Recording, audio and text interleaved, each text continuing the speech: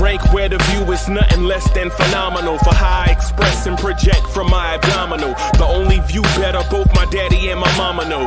No living parents, my sons give me balance. My wife is my serenity, this mic is my identity. The world is foul enough, that's why I write without obscenities. Provoking danger with broken language and spoken anguish. Begging to get hurt, why would you ask to go through changes? Yes, Lord, life's a chessboard, master the angles. Control the tempo, be the one who holds the info. Acknowledge is just as deadly as machete swings. When spoken, the truth is as potent as that Medellin. While others swear the style is free, I just let it ring. Our time is undervalued, soldiers make us better kings. My fans on my shoulder, reaching after better things. Today I take the shot, for them I'd rather set the screen. My mama told me follow my dreams. My daddy told me get it by any means. Stand tall, make him bow to a king. But I've evolved, you can see the result. Look in my eyes when you speaking to God. Life and for those who we caught up in using what I was taught with the muse. I guess they call it proving I'm more than an artist. Penciling out my darkest while stenciling out a harvest. And storing what gets me from A to B, just like garages. Instrumental with collages. Envision what I've been drawing. Broadway to give you rhythm like the great Lena on. So bent on, found comfort in the storm. Find peace and on when you see them others perform. Organized chaos, I'll cast it like hey ya. Yo, party people in the place to be. What's good? You know who I am. I'm the number one chief rocker at Knicks Universe, your main man, Uncle Freezy. And welcome to a Knicks a Night podcast. We're going to come through and rock the spot for a little bit. I'm going to talk to you guys about a topic that I think you guys are passionate about.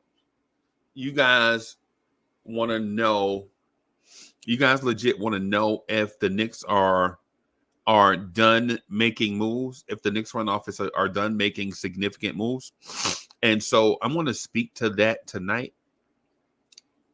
Just recap some things that I saw. Are the Knicks done making significant moves?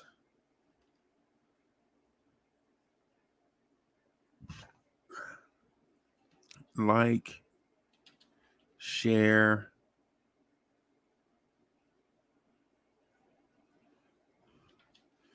subscribe,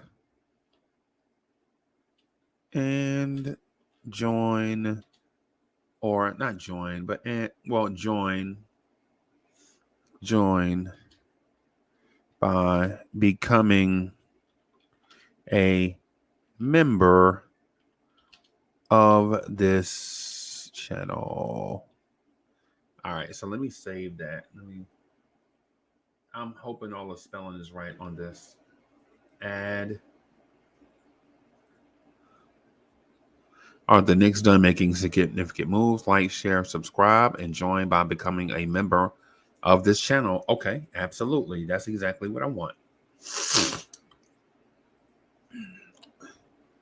Corey Lee in the place to be. Cowboy Bob. Let me I'm gonna put a link out there now so that I won't forget, so I can get in my bag without forgetting. Okay. So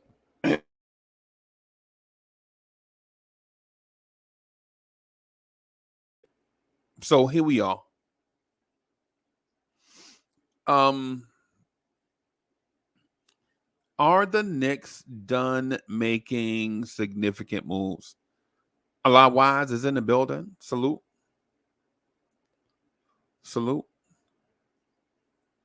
Sherwin is in the building. Sherwin says, for the Knicks to make a big move, we will have to a Villanova player now have. We'll have to. Okay, I think that one is incomplete. I'm gonna let that one ride. But salute to Just Knicks. Jake is in the building. Pete is in the building. Salute. Cowboy Bob in the building. Ribby in the building. Fresh out the shower. Quan in the building. Salute. Think something's happening with X. I think X wants me to pay now in order to stream to X now. I'm not for sure what's going on with it. And for some reason,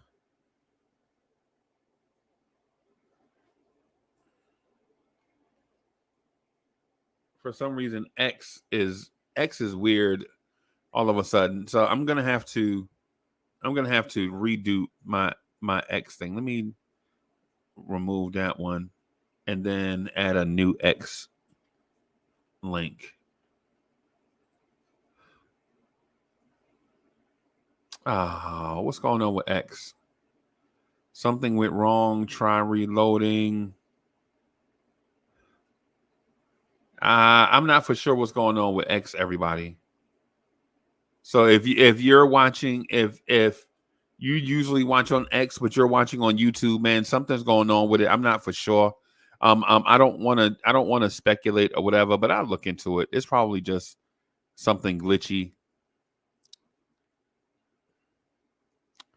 Probably just something glitchy.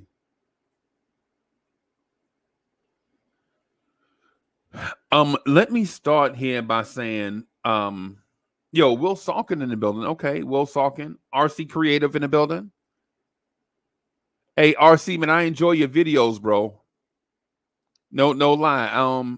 For some, I'm not gonna call it coincidence. I'm gonna call it something. But it seems like we always catch your videos when me and Miss Mocha are chilling, and she'll be like, "Yo, RC Creative, ain't that the homie? Yeah, that's him. Yo, let's see what he's doing." And we go out there and watch it. So salute to RC Creative, and if y'all have not done so, man, y'all check out RC Creative. Check out the stuff he putting out, man. I find it to be entertaining.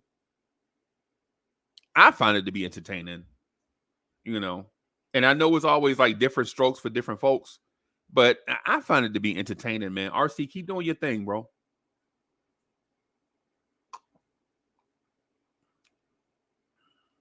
Yeah, keep doing your thing, boss.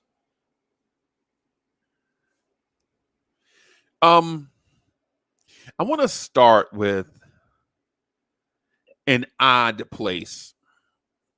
I want to start in the present and then walk backwards in order to answer the question about the future. Y'all understand what I'm getting at? Like, I want to start with yesterday's Summer League game, work back towards the draft, then the OG Anunoby signing, the Mikal Bridges trade, and then answer the question, are the Knicks done making moves?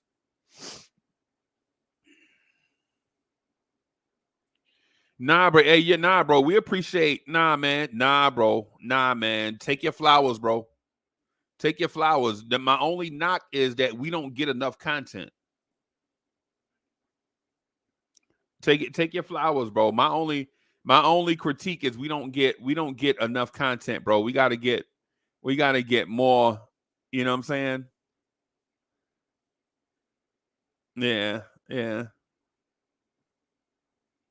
So salute, man, to all these people out here, man, using their talents, chasing their dream, man. RC Creative out here chasing his dream, man, doing what he like to do, and pleasing the fans, bro. I appreciate you, bro. I appreciate you. You my dog, bro, for real.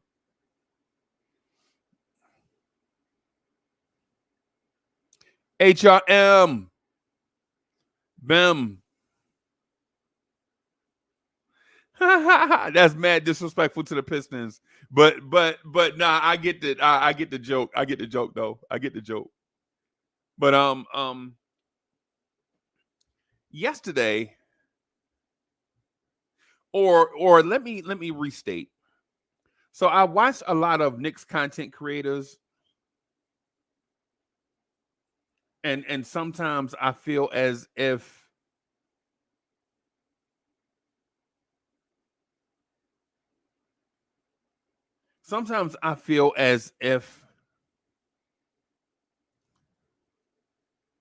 just because we have microphone, and I know it's gonna sound disrespectful, and I don't mean it to be that way,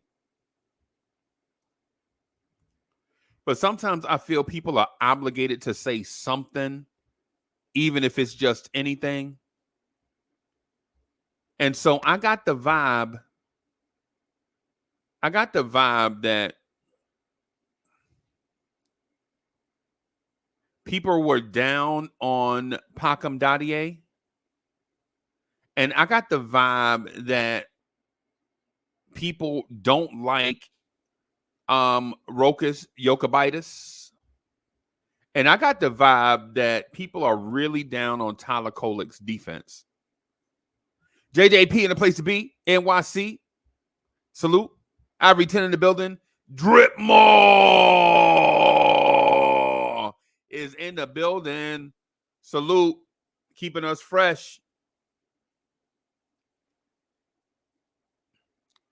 So as I creep in the shadows on Knicks content creators, I have a feeling that people are down on already. People are down on Pacom Dadier. People are down on Tyler Kolek. People are down on Huck Porty. People are down on Rokas. And honestly, I have no idea where this comes from. Keith Turner is in the building. Keith Turner says, Marshall Green from Chat Sports is getting on my nerves with these Julius Randle.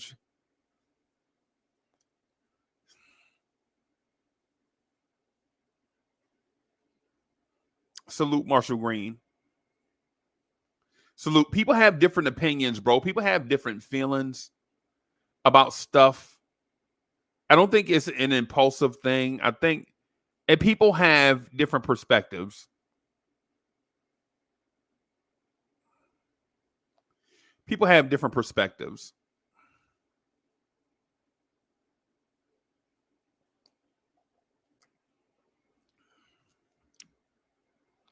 Right. So here is my perspective on what I saw yesterday in the Summer League game. I legit am at a place where after seeing Tyler Kolek in action, I think he could be a rotation player day one. I think Tyler Kolek legit can be a rotation player day one. Now, were there defensive questions yesterday? Clearly. Were they his fault? Not all of them. From what I saw, now, mind you, everybody has their own set of eyes, right? Whether mine are froggy or not, they're mine.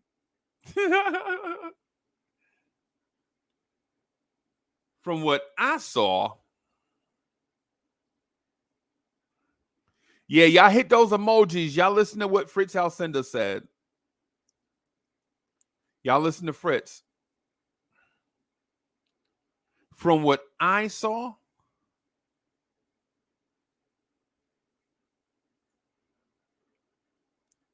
a lot of the defensive issues were not on Tyler Kolek, but a couple stemmed from a summer league team only being able to practice against each other for like 3 or 4 days. And one of the other guards, to me, in my opinion, only looked to score. Like there was a guard on the floor that all he wanted to do was score. Defense was optional, right? And Tyler Kolek was solid with great fundamental defensive fundamentals and instincts, even if he got beat 4 or 5 times. I think the fundamental and instincts are there for Tyler Kolek defensively. The team defense I felt like was good. His defense on inbound passes off of dead balls to me was pretty good.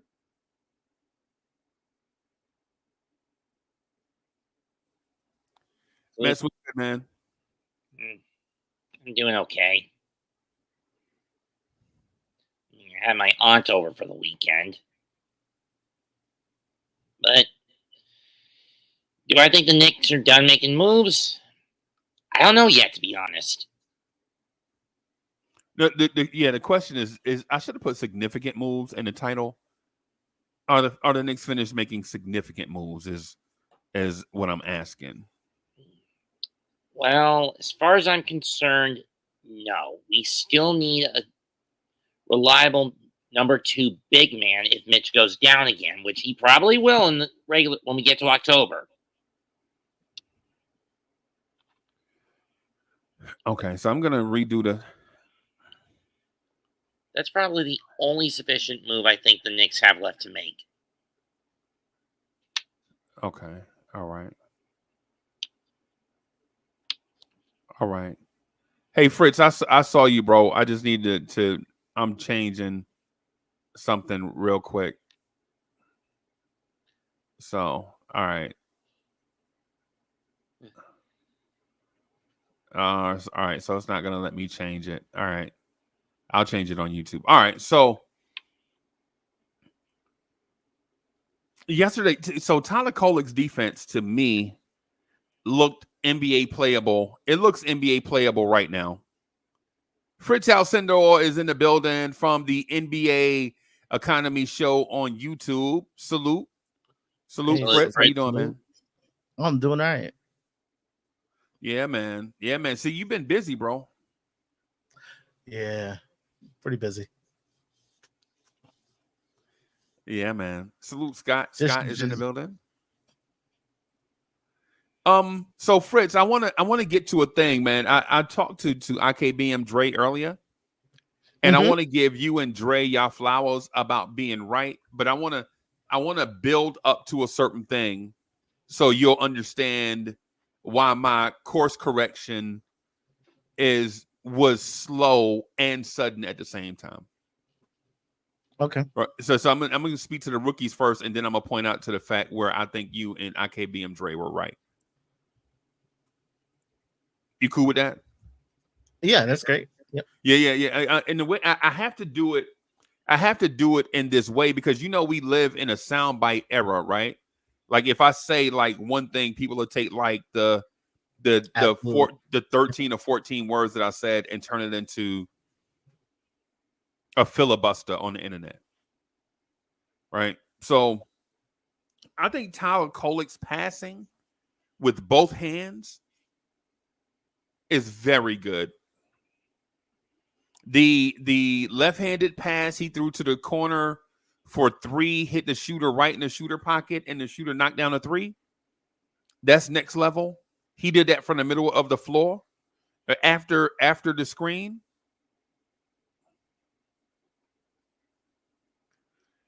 His defense, I thought, on ball was pretty good.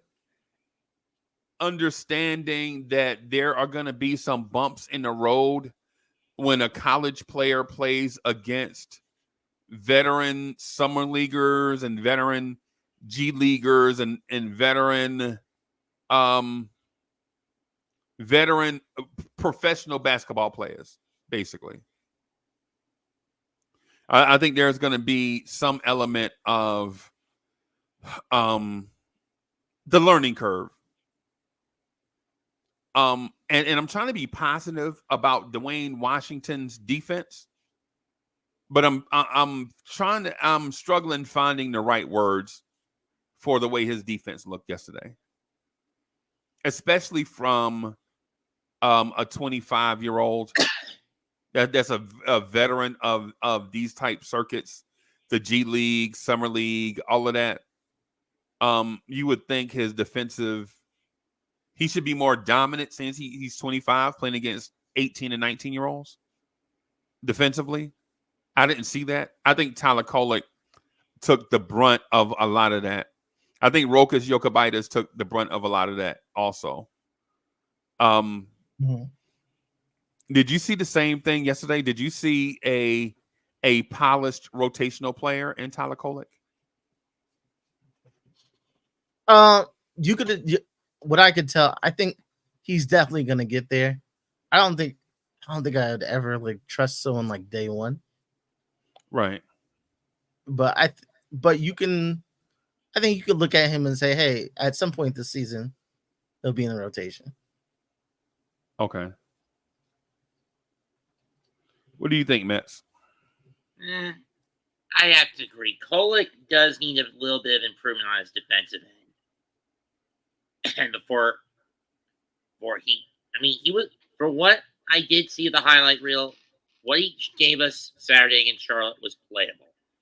But from what I did catch of the highlights, he's mostly a distributor, a guy who can pick and pop with the dimes. Seldom does he. I don't know how many points he got, but what few highlights I did catch, it was seldom he roll it up for a 2 or a 3. Defensively, he still needs a little bit. It's fine, but it needs some patchwork. Okay. Yeah, my thing is like sometimes you don't give the player what he wants right away, so that he does what you need him to do. You know what I mean?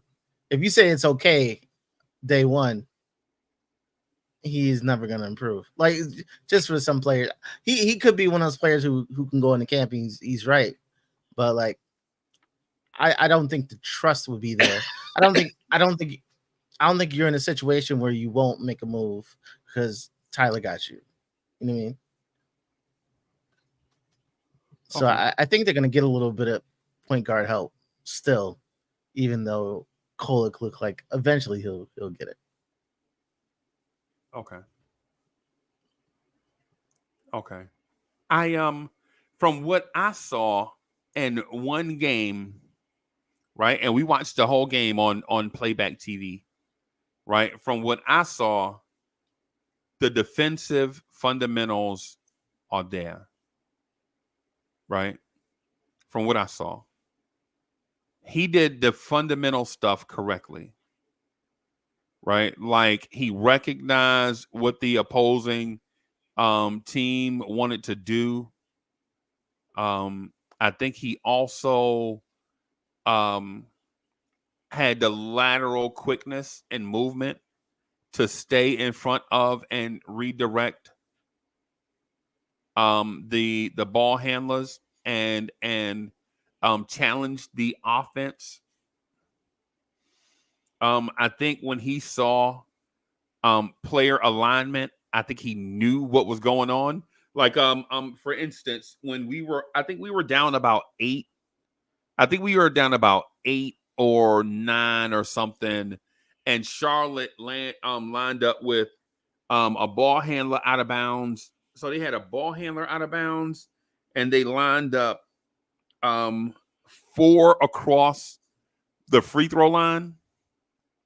And in that moment, for those who've ever played basketball, right? For those that have ever played basketball, when you see that 4 across, you already know that one of those players is going to screen. One of those players is going to pop up top for a 3-pointer. One of those players is going to go to the rim.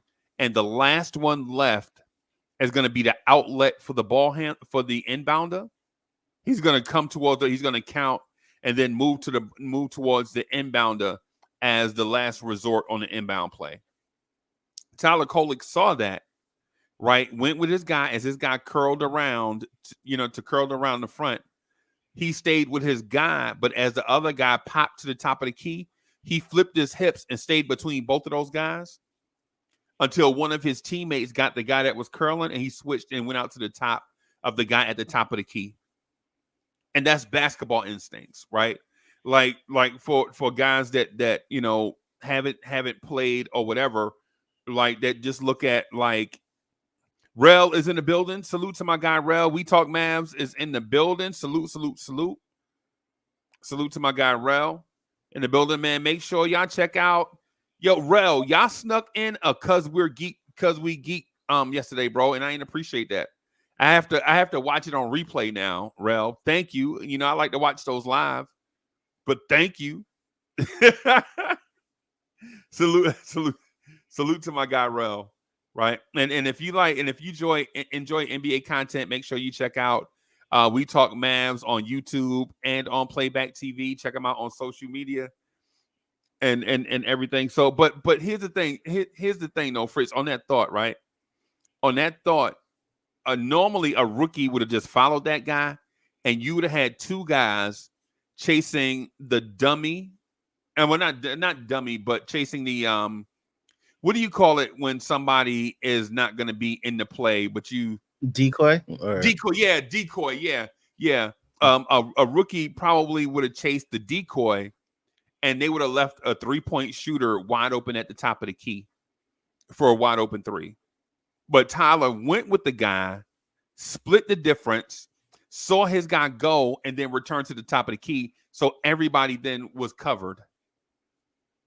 And so small nuanced stuff like that for a lot of Knicks universe, when we talk about salary cap or we talking about stats and things of that sort, small stuff like that that's not going to show up on the stat sheet is one of those things that I think we should judge Tyler Kolek on and judge these guys on, right? Because no rookie drafted that late, or it's not wise to expect a rookie drafted that late to come in and score 30 points in his first summer league game.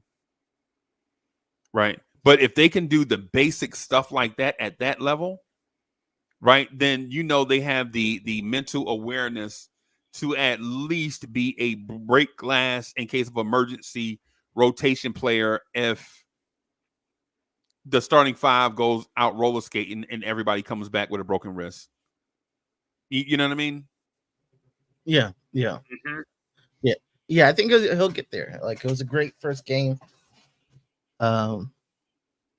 Hopefully, the rest of the summer league he keeps it up. Yeah. You know the most impressive thing that I saw from him is when he got screens, he actually dipped the inside shoulder against his own teammate to rub the defender off so that when they go to the rim, there is a natural mismatch. Now the defender that was rubbed off has to choose between staying with his man or going to the closest man. And he did that with I want to call him Incredible Huck for some reason. He did that with Huck Porty. And Huck Porty was able to crash through seams and get open. And Kolek actually, there was one play where Kolek actually had him, and then poor spacing destroyed the moment for Kolek to get the ball there. That's something that they'll work on. That's a chemistry thing, right?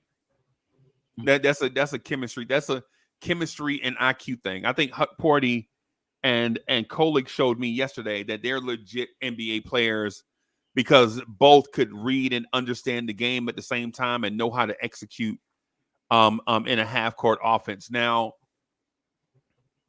did Jacob Toppin know that they knew that? No. Jacob Toppin occupied that space and it kind of butchered the spacing on the floor. The same thing happened with Rokas Jokubaitis. These guys they don't play with each other. They hadn't played with each other long enough for anybody to know what the basketball IQ is of these young guys. But I think Tyler Kolek is definitely a rotation player. Right now, I think he's a rotational player based on what I saw in those few minutes that I saw yesterday. And I know it's a summer league game, and then people are going to say, well, how can you tell just by seeing a few minutes? I mean, bro, you don't have to be it's like you don't have to be. You remember, Fritz, you remember the model from Pepsi? You remember Cindy Crawford? Yep. Mm-hmm.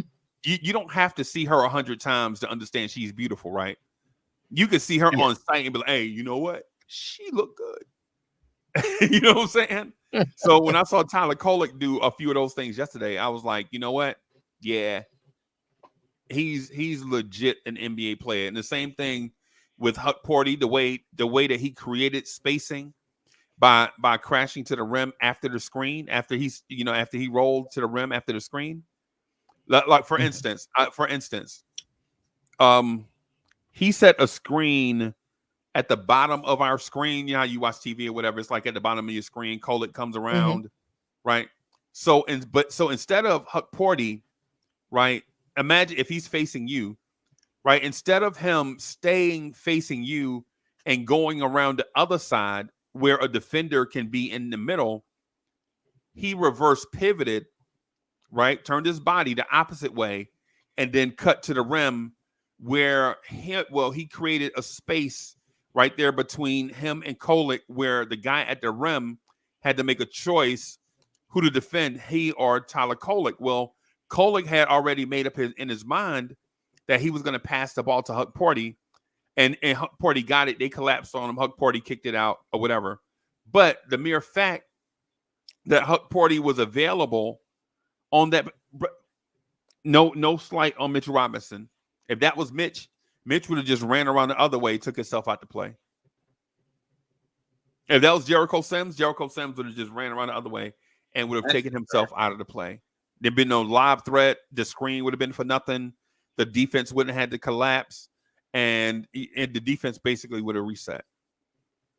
And by me saying that, and I know that's boring basketball talk, right? I know that's boring basketball, and I know people want me to say that the Knicks are going to trade for Anthony Davis, but just talking basketball,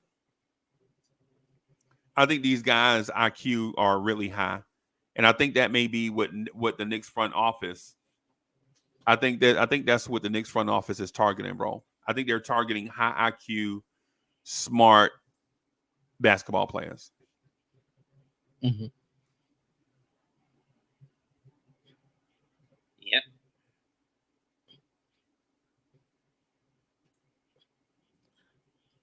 Yeah, I you know what? I really didn't look at yesterday's game for a lot of details.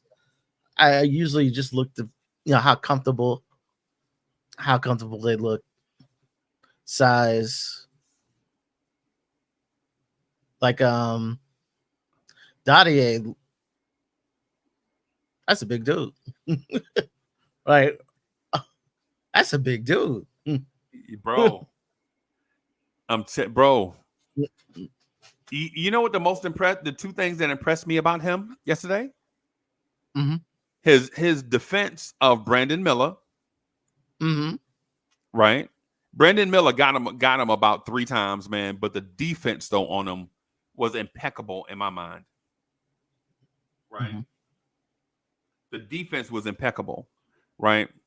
The other thing that impressed me was he can get to the rim, bro. 6'8", 6'9", can get to the rim as a cutter or a ball handler. And he the chickened Knicks don't out. have that type of guy, bro. Mm-hmm. Yeah, and at his age, like it's not out of the question that he can grow at that age.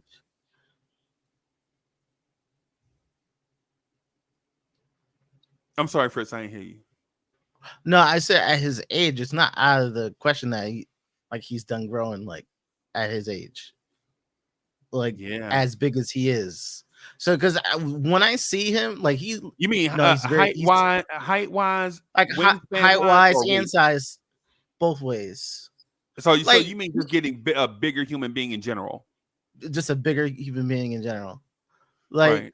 You remember when Giannis came in, the size Giannis is, and how Giannis was when he came in, and then what he is now is like night and day.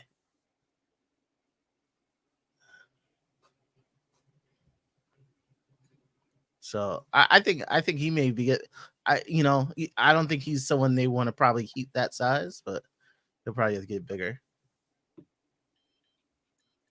Bro, I think I'm not gonna lie to you, bro. I think my guy is probably, his shot was off yesterday, but that was it for me. Like, just because his shot wasn't going Just because his shot wasn't going doesn't mean that he had a bad game. I think sometimes, like when the fans evaluate, they only look at shooting. Like, what did he shoot? Right? Like what was his shooting? What did his shooting numbers look like? Oh yeah, Right? it wasn't good. And, I saw the air ball. yeah, he Okay. had like what, like 5 rim grazers, like 3 air balls, and 2 other rim grazers. But I think he rebounded well yesterday for his size. I liked his defense on Brandon Miller, and then the reason why I say his defense on Brandon Miller is because if you saw DJ Cash is in the building, Cash rule everything. salute, Cash. You still ruling everything around people, bro? No, I'm not ruling anything, man. I'm just existing. The word on the street is Cash rule everything around me. That's the word on the street, bro. The word on the street. Well, not this Cash. Right. Just real quick, I'm gonna finish my point on Dottie, and then I'm gonna move out of the way and let y'all chop it up. Right. Good evening, everybody. Salute. So good? Okay, bro. No, I just want to say good evening to everybody. Thank y'all. What's good? Go ahead, y'all do your thing. I'm hitting mute and I'm listening. Okay, so if you remember back to the season when the Knicks played Charlotte, Brandon Miller was absolutely torching Josh Hart and Dante DiVincenzo. I mean, he was torching both of those dudes, right? I mean, he was roasting Josh Hart, right? But there's a significant height difference in all of that stuff. And whatever. Josh Hart's a good defender. Dante's a good defender, right? But Brandon Miller was on the heater that night. I think it was a Saturday afternoon game. I can't remember exactly if it was in New York or Charlotte. I think it might have been in Charlotte. It was in Charlotte. I know exactly what you're talking about, but go ahead, brother. Yeah, it was a Saturday game. Man, he was roasting the Knicks, right? But at the same time, yesterday in a summer league game, a raw 18-year-old Knicks player was in his jersey yesterday. Now, can you compare an NBA game to a summer league game? No. But you know what you can compare, though? Effort and size, like what Fritz said just now. How big he is for his age, right? Brandon Ingram got him a couple of times with the Paul George dribble package. You know, the up fake, drag, dribble, cross, pump fake, up and under type moves. But if a NBA, well, he's not a veteran, but for a guy that's the number 2 pick in the draft, for him to need 4 moves to get a shot up against our rookie, I think is impressive. Mm-hmm.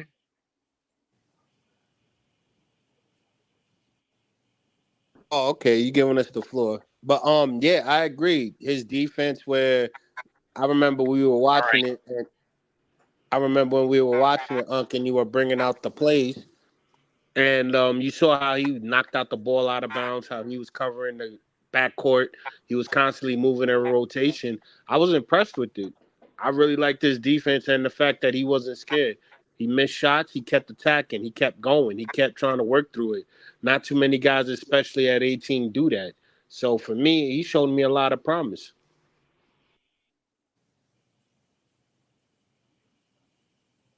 Okay.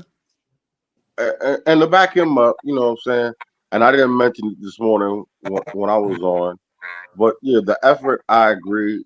I liked it. And it's just in time and with more reps and everything like that, things are going to get better with him as it comes. You know, I mean, I didn't expect a whole lot of him this morning, but I, you know, because I didn't talk about it. You know, I didn't expect a lot out of him. So therefore, what he did was great, but it's just what it was. He's a rookie. You know what I'm saying? I mean, I'm not putting too much pressure on him. It's not like he's the number 1 pick. You know what I mean? He's at a certain point. He got picked at a certain point. So obviously, and he's 18 years old. So at a certain point, you gotta understand. I there's some amount of leniency that should be afforded to him. Right. Right. I'm assuming we talking about Dadier. Dadier. Yeah. Yes, Mhm. he definitely shows some promise. Um, he comes in, bro. You just mentioned about the pressure thing. He actually comes in with no pressure. He Right. really don't have any pressure. There's no high expectations. We're not expecting him coming in, being in the rotation, doing this, doing that, doing and so on and so forth. His thing right now is to be a sponge, man, and to learn how to play in the league. He's 18. We were all once 18. We had to learn this thing called life. And and we all still here.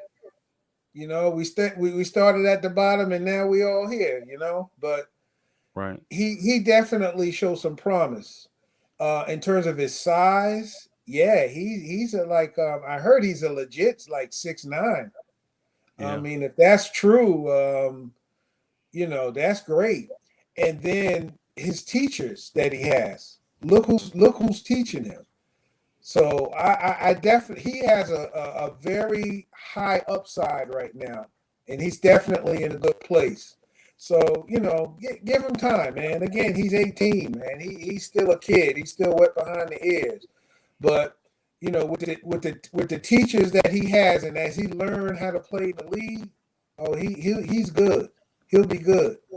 He seems like he has a fairly good IQ, at 18 in terms of his feel for the game and how things come to him. Believe me, he's definitely not a Kevin Knox. He's not Kevin Knox. And and even if he was, I think we got him at such a raw point right now in his career where he hasn't picked up any bad habits. So everything that's a negative can be corrected. And I believe because he has been a professional already for a period of time, these are all correctable situations. So like my man Cash just said, just let's breathe, back up, give them time, let them learn. Yeah, Right. because look at his influence on defense. He's going to have Mikal Bridges and OG Anunoby. What better teachers can he have to learn to play defense? And then offensively, he already had a little skill set come in, and he can further develop that. As he goes against Brunson in practice. He sees how Julius Randle plays, so he in a good spot right now. Just sit back in the cut and learn, man. Learn Hey, how to Cash, play. You got some crackle in your microphone, bro. I may have to bounce out and bounce back in, man. No, Because no, I'll no, always end up having some no. Your stream technical is good. Your stream is good. You probably just need some Your mic is some of them off cheap. whack. Yeah. You probably just need some Yeah. headphones to plug in. Everything else is perfect. All right. You got some cheap All right, headphones you know what? around, like a phone Yeah, thing. To yeah. put in? I got some. Let me turn my camera off and get the headphones. Okay. All right. I was just gonna also just add real quick. I liked what I saw because he showed me more of what he can do rather than what he needs to do. Same thing with Tyler Kolek. I think the three rookie. Well, let me just stick with Packham. Are we The fact talking that about this one? Packham, we still on Packham. Oh. The fact that he still throughout the entire game was defensively aggressive.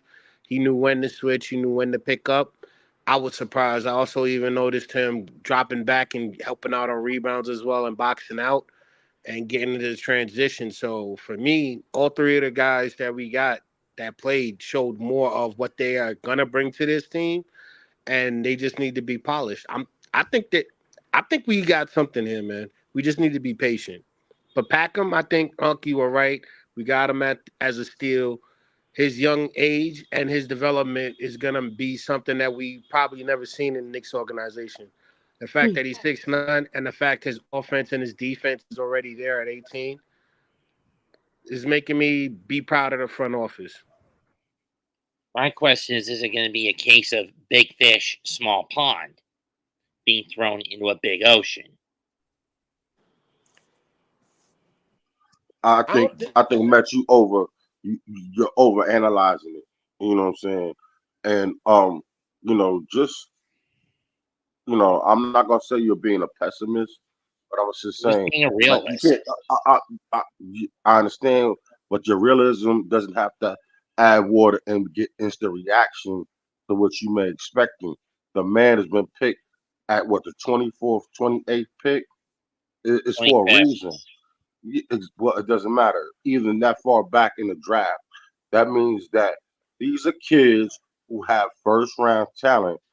It's just that it has to be cultivated, and that means it comes with patience. And that's one thing, as a fan, as a franchise, and at a lot of things in life we have to deal with before we go out here and start spazzing out and losing our ish because we don't get it the first time come around.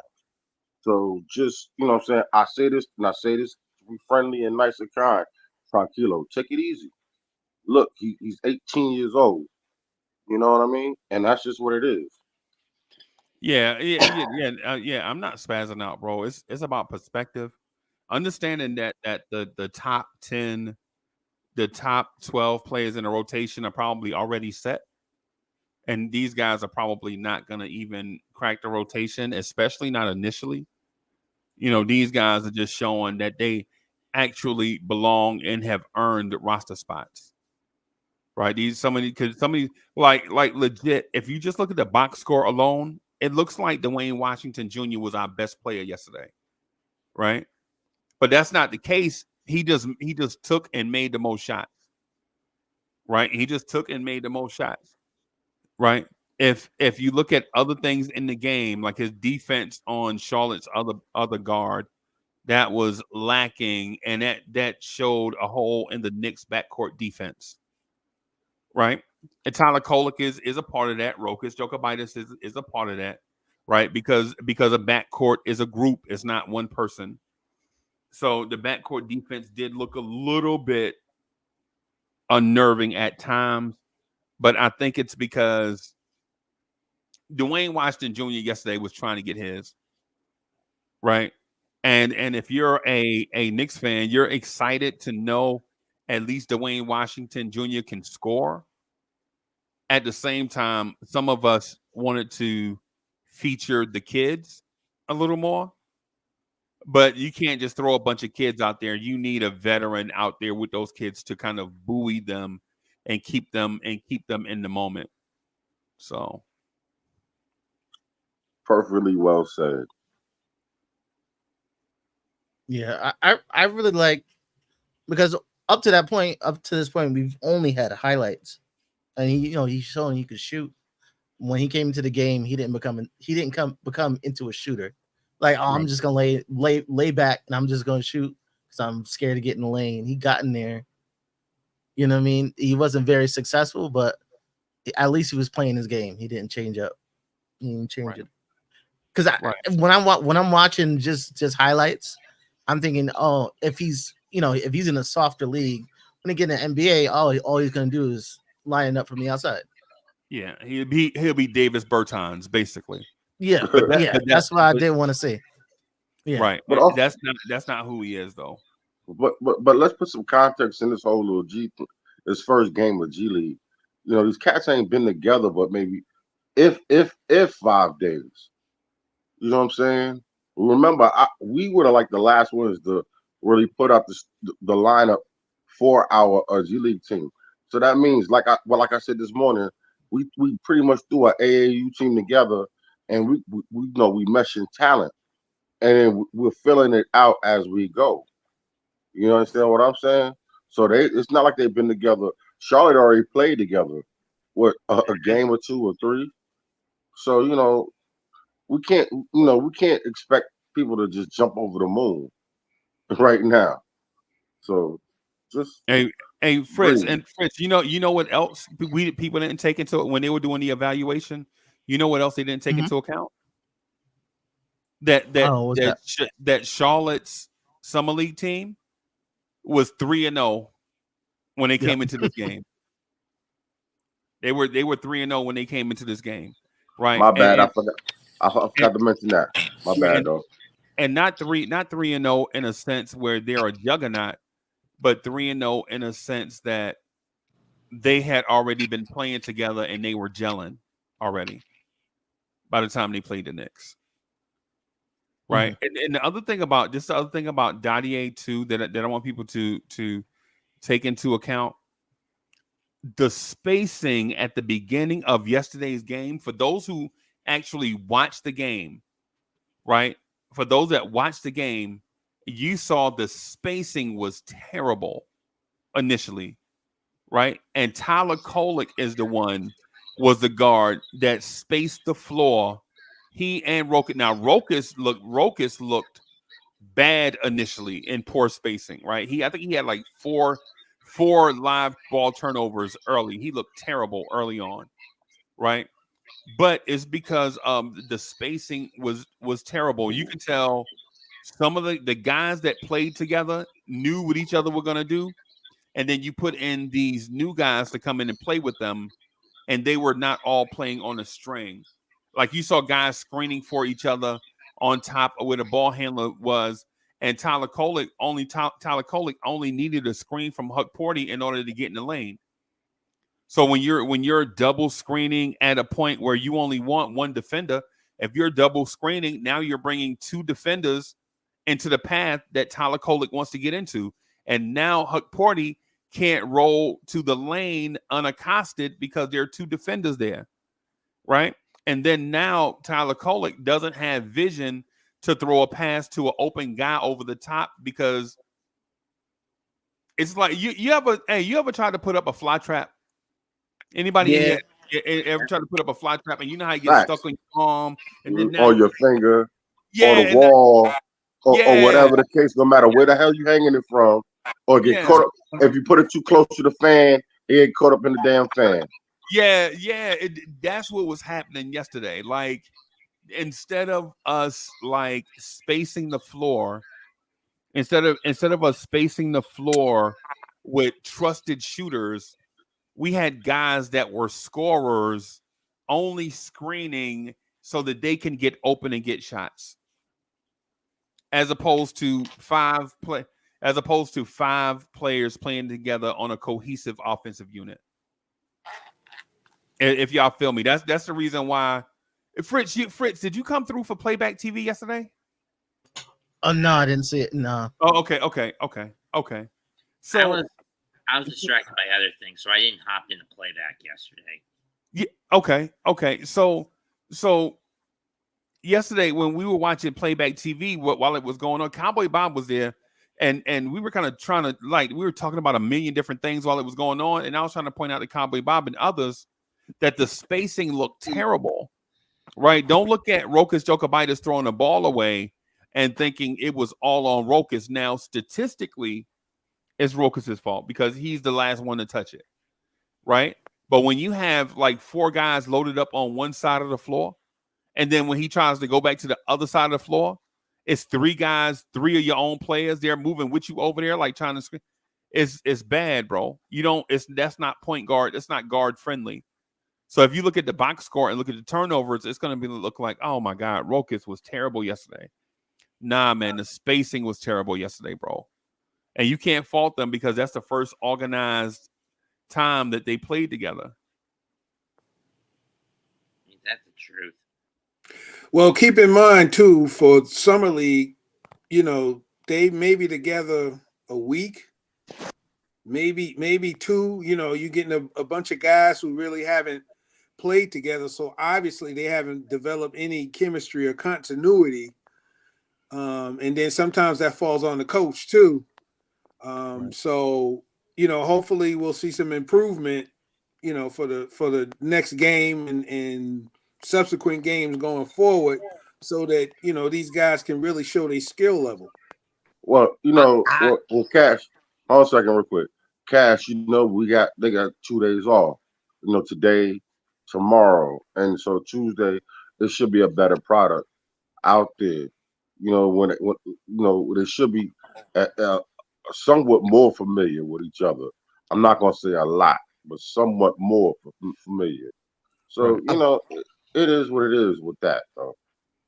a better product. Like, all right, I'm sorry. I've been listening to everybody talk about how Charlotte's been playing together and the Knicks are.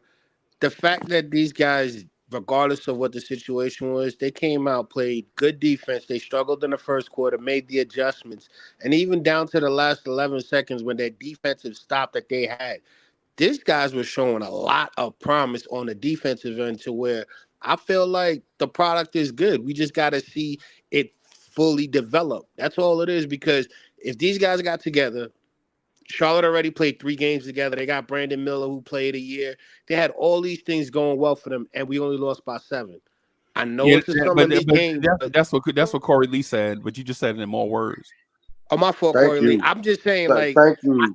I didn't hear nobody say nothing about the defense, anything. I apologize. But that's the effort, bro. My Yeah, fault. I didn't use the keyword effort yeah, on yeah. on the defensive end. That's You know what funny. I'm saying? And Cowboy Bob, to the point that you were making, right? You think it's going to get better if they play together more, and they have today and tomorrow to improve, right? That's the Yes. same thing. That's the same thing Corey Lee said. Okay. Sorry about that, Mr. Lee. Like I said, I just zoned out because of these fireworks over here with these Copa tournaments with soccer. You all right with me, man? Just We good. we Yeah, good. Just put the Colombian salt down, baby. I love you. yeah. But I know we was talking a lot about Packham, but I got to talk about my guy Hakaporti. The way he was able to alternate his footwork left and right, finish, get the ball down low, create a pass. I was more impressed about that he did that. I didn't think he was doing that this early. So for me, I think Hakaporti got a lot to show, and I think him and Packham are both going to be looking to be fighting for that 4th spot where Sims is at right now, because them two, the way that they were able to figure it out as bigs together and create later on down the game as far as where they need to be, I'm really impressed. And also the fact that Hakaporti can pass for his size. I also love that he was setting screens, going back, creating backdoor cuts for other people as well. So his constant rotation and movement. I'm really impressed by Akaporti. I think we just need to relax on the center talk and see what this really turns out to be. Don't get me wrong, I don't think he's ready now, though. I'm just saying in time.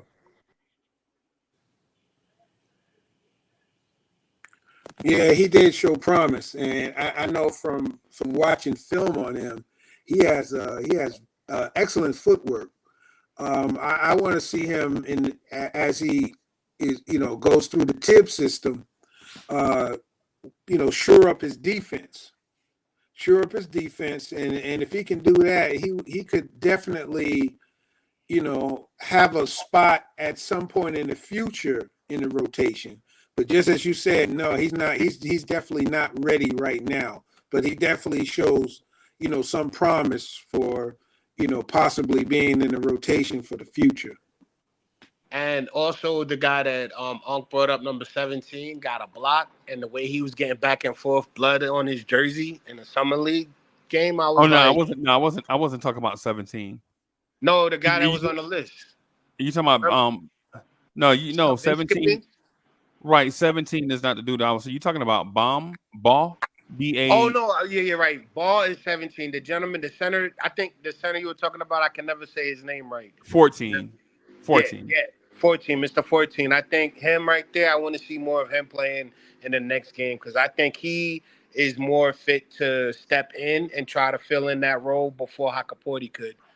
Because I seen him playing physical and get that block. I can never say his name, but that's the one I think that could actually step in before Hakaporti. Yeah, that's the Euro that we had from he's For a been on couple, our for a he's couple of from years, right? Westchester. Yeah, for a couple of years. Whatever his name was. You know what I'm saying? I'm not gonna butcher the man's name. But yeah, he was solid, but but he looks like a finished product that's been playing in our system. You know what I'm saying? No, we're not finished, but a prospect that's been playing in our system, so he's more familiar with it. So yeah, I understand why you say that, Bob, and I give you credit for that. Hey, it's unk that brought it to my attention. I'm just saying, like, I think that there's a lot of potential because everybody here can look at one of these guys and point out something positive about them. And I just think that everyone is just so stuck on the past that we're not really seeing the future because we moving from our past plays to this. I think is a vast improvement. Okay. Okay. Yeah, I'm trying not to use too many words. Go ahead, guys. I got the floor. Yeah. Yeah. I don't want to see. I don't want to see him no more, bro. Yakubonis? No, not him. Not him. I want to see. I want to see Rokas Jokovitis.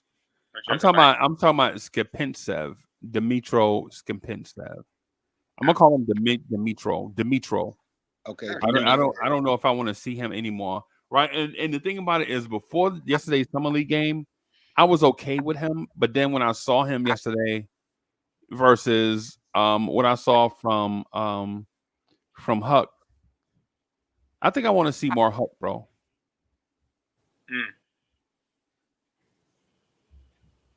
Oh, most definitely because he's on a 2-way contract. Yeah. So that means that he has potential to make the main team. And the fact that, what I'm saying, we didn't see him as much as we expected, or even as much as you may expect it. I think the Dice was slowly trying to bring him and transition him into it instead of just throwing him straight in there. Now, am I wrong? Possibly, and strongly possibly wrong. Who knows? But also too, it's just about our system. Even though it's our system offensively is probably simplistic versus the defensive part, which is really where I think folks really get us mixed up at, where we focus more on that part. Yeah, I think and Lee, I think I agree with you. I think we were selfish yesterday. I think we played a lot of selfish basketball yesterday. Agreeably so. And here's the reason why I say that. Right, Tyler Kolek had 7 assists yesterday, and he probably could have had 12 or 13 assists yesterday. Right, Tyler Kolek legit could have had 12 assists from when we were watching. Like Cowboy Bob, when we were watching yesterday, Yeah, you remember when Huck Porty caught the ball caught the pass from Kolek off the screen and roll, the side yeah. screen and roll. Huck Porty caught the ball, and this is how I know guys are selfish, right? When Huck Porty caught the ball at the free throw line, right? The backside cutter was Pacom Dadier, and he was wide open, right? Dwayne Washington and Jacob Toppin also crashed. So now you got 4 dudes headed to the rim, and Huck Porty had to pass the ball back out because he didn't even get the opportunity to make the kick out pass to a shooter, throw up a floater, or put the ball on the floor and go to the rim. He didn't even get the opportunity because dudes was like, hey. And you're like, bro, Yep. if Huck Porty is 6'11" at the rim, what makes you think a dude 6'4" at the rim is going to do better than an athletic 6'11" guy? Fritz, am I tripping about that? No, well, I'm sorry. Preach, Freezy. You good? I got you. If Fritz ain't got you. Yeah, Okay. no, you good. Yeah, I thought we neutralized Huck Porty a little bit. And then when they brought in Dimitro, they did the same thing. Like when he would catch the ball in a place where he could show a little offense. We had dudes crashing from everywhere. Now you're forcing your big to be a passer back out to the perimeter and then having to come back out and reset with the screen to start your offense all over again at 9 seconds. Instead of guys keeping the floor spaced, maybe sending one cutter if a guy comes to double, then a slasher occupies the evacuated area. Instead of that, we were getting guys wanting to put up numbers. And I understand this summer league. I understand this is summer league, man. But I think the development part of yesterday's game, Tyler Kolek legit. If I'm Deuce McBride right now, I'm excited to have another great or another good playmaking ball handler on the second unit. If I'm Deuce McBride, that's what I'm thinking. Like the more the merrier. If I'm Deuce, I'm like, yo, welcome to the party. Because some stuff as a basketball player, as a dude that knows the game, some things you can see on sight. Like, hey, this dude know how to play basketball right here. And maybe he doesn't have all the years of wisdom of a Steph Curry, but neither did Steph Curry in his summer league break and when he was in summer league. I was gonna say that actually helps out McBride a lot because now he doesn't have to focus on facilitating. He could improve on his 3-point shot, and he could also help out with the offense when it's struggling. So Tyler Kolek he looks like even if we have, like, let's say our defensive guys on the court, that he's gonna spread the ball for them, and we're still gonna eat. So McBride is gonna grow, and I think Dante as well is gonna grow. So him being there is a plus for us because both of them don't have to facilitate. They could just focus on the shot and creating. Sorry, Yeah, I think we could probably definitely buy a few minutes with a Kolek and McBride backcourt to give Brunson some rest. But you got to have at least one starter on the floor, you know, to have a threat. When you have a lineup of those two guys, you know, it would help facilitate the offense, but you also have to keep a threat out there to keep the defense, looking at that threat while these guys are on the floor and allowing other guys, to get some rest. So it's a matter of working the rotation, and I'm sure, as the season comes upon us, that Tibbs, they'll figure that out as to how they want to rock. Okay. More flexibility on the roster too. More flexibility to work with. Salute to the chat, by the way. All right. Hey, salute. Yeah. I was also gonna say it's been a while since we've had a guy like this, and I think Tyler Kolek IQ is something I don't know what to put it under. Like, for me, he looked way too relaxed yesterday. I know it's summer league and everything, but even though the first quarter they were struggling, when he came in, he just smoothed out everything. Like, his mindset and the way he was playing. Also, I got to give him credit for as well, besides just how he was facilitating and spreading the floor, because there were things he was doing. I know, Unc, you talked about how he sagged off on the screens.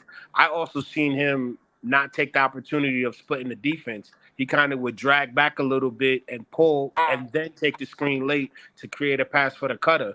I seen that, and I also seen him, like you even mentioned when we were watching on playback, how he was using the wings instead of going straight directly at the basket. He was using the whole court, bringing the ball up, spinning and rotating and protecting the ball. So I haven't seen a guy in New York like that, this advanced with the ball IQ and handling, in a long time. So I just want to see what he's gonna do. Let me just say, I'm sorry. Yeah, bro. I was gonna say, Kolek does have a high IQ if you did your homework on him. This is what's gonna make it flow well for us. The fact that he can learn in every practice from Jalen Brunson. He did quote Jalen Brunson as being one of his quote unquote, I guess, idols or mentors or someone that he looked up to. And so it's like a good match. You know, it's a win-win for us. Believe me, we're going to see a lot of good things from this kid. I mean, he you know, he may get a couple of rotation minutes. I wouldn't be surprised. But we're going to see a lot of good things from this kid. I want to just say something else to Fritz real quick. Fritz, you still there? Yeah, I'm here. I want to point out just one other thing to you too, because I want to give you your flowers, you and Dre, y'all flowers for being correct.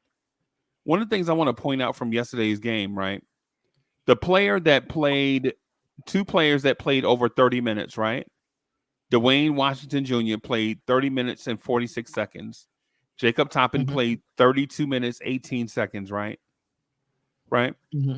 Dwayne Washington led the team in scoring with 26 points, right? On 18 shots. Guess how many assists he had yesterday? One. Probably was. Yeah, you can count on two fingers how many he had. Hey, you want to see the two fingers? I'll show you the two fingers, right? Here are the two fingers, right? Those are the two fingers. My man. Right. Those are the two fingers. That's how many assists he had yesterday. Bro, that's what I'm saying. When I was mentioning the offense was high, well, not hijacked, because every offense needs scoring and that veteran leadership and all that stuff in it. But he started at guard yesterday, and that man took 18 shots and had 0 assists. Right? 18 shots, had 0 assists.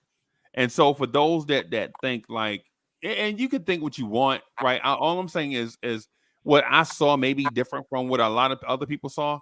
Well, what I saw is the young guys didn't really have the opportunity to create and work with teammates, because there were guys that legit were out there trying to get theirs. Jacob Toppin played 32 minutes. He took 16 shots. He had 19 points, right? Mm-hmm. At the same time, Pakam Dadier and Huck Porty both led the team in offensive rebounds. Dadier and Huck Porty both had 2 offensive rebounds apiece. Freezy, could I say something though? And this is real quick. You know, you got to think those two cats right there are looking at their basketball mortality. That's one. 2, they know that there's only but maybe 2 more, maybe 1 more two-way contract. So they're out there fighting for their basketball lives. Not to say that you're wrong, but I'm just thinking in their mentality, like, oh, hold up, let me go ahead and get mine, and let me show them that I can still do something, and I'm fighting to get this last little two-way spot. That's all I'm saying. But Lee, that's the same thing I said though. But Lee, I was gonna say there was a problem with that, because when Brent he kept My pushing bad. off Packham, he was pushing off Packham in the second quarter on defense, and then that's when Washington got crossed and slid. He was pushing them a lot of times. He was rotating, telling guys, "Hey, I got him on defense," and he was getting burnt as well. So I know they fighting for a contract, but they were leaving out vulnerabilities on defense as well. It wasn't just the offense, to me. Yeah. Fritz, you was gonna say something, bro? No, basically the same thing. Okay. Yeah, he's working for a spot on maybe another team. There's 15 man on another team. A minimum is $2 million. That's a lot of money. That's a lot of money, bro. Jake, that's a lot of money, bro. $2 million for mere mortals, bro. That's a ton of money. I'll be right back. All right. It's either that or he go move to Indiana and live with his brother, because he ain't going back onto his mama and daddy couch. Yeah, his brother was at the game yesterday with a smooth wave cap on, bro. Yeah, because he's like, I got a fresh check. Yeah. Wear all black and sunglasses like the Omen. in the building. Dressed in all black like the Omen. Yeah. Why do people wear black sunglasses indoors? I did it as a kid, but now I'm like, it make no sense.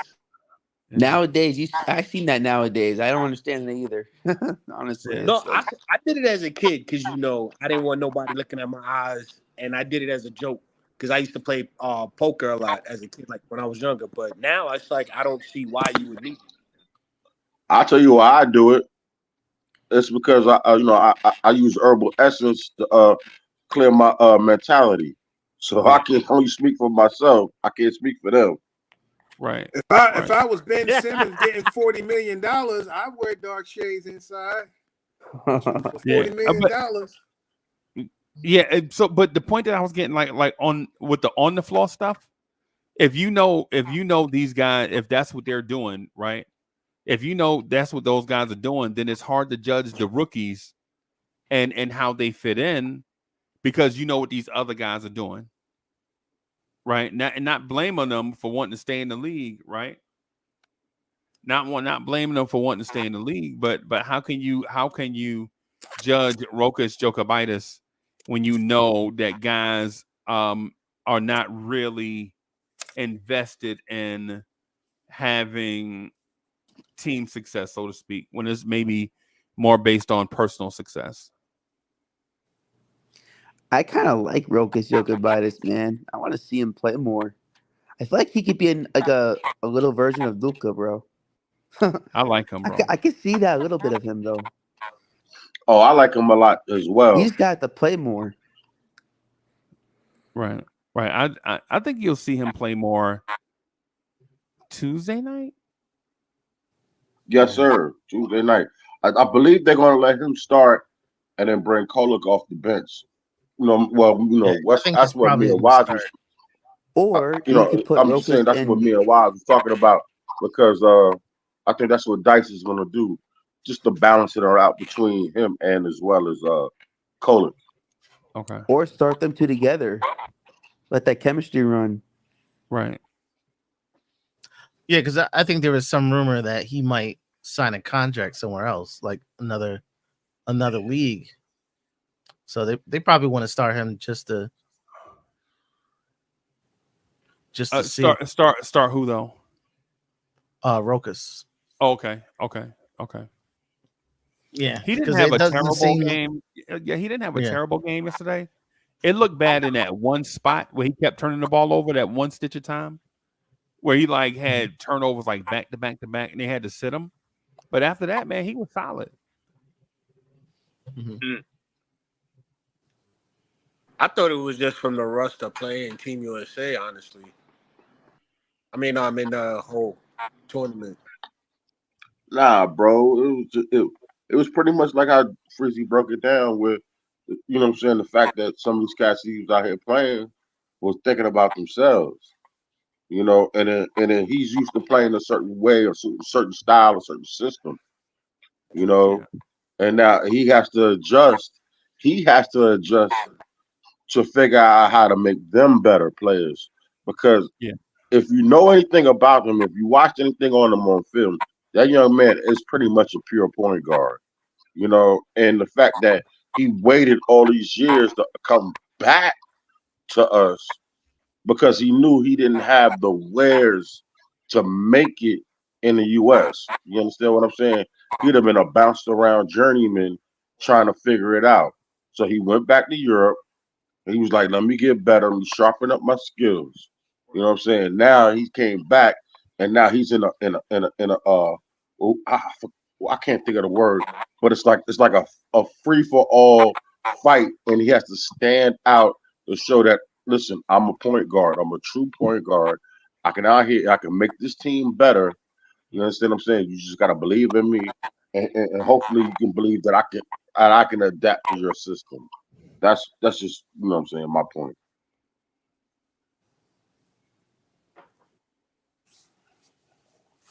Right. Okay. Yeah. How about that Brunson deal? That was a steal. I think that was a great sign. And more flexibility too. Sorry to be off topic though. Yeah.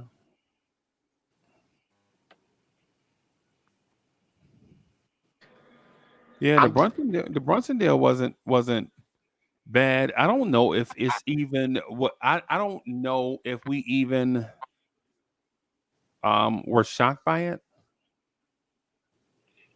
Yeah, I wasn't surprised on it either. I think I knew that was going to come anytime soon. Okay. I'm just glad we got it done when we got it done, because now we could just focus on what the season Agreed. hold. Because to be honest with you, Brunson signing what he did, I think I read in between the lines. I'm not saying like I figured it out or anything, but I think if me, the guy who has a very low attention span on when it comes to social media and clickbait, if I could gather that he was going to sign and help out the team, to me, I think that that's why I keep saying there's more to come. But I don't think it's in a trade. I just think it's from the players. The trading, it actually shows a good thing. I mean, not the trading, the signing shows a good thing because it's like a Tom Brady where he takes a pay cut to make the team better and bring a championship to build a legacy.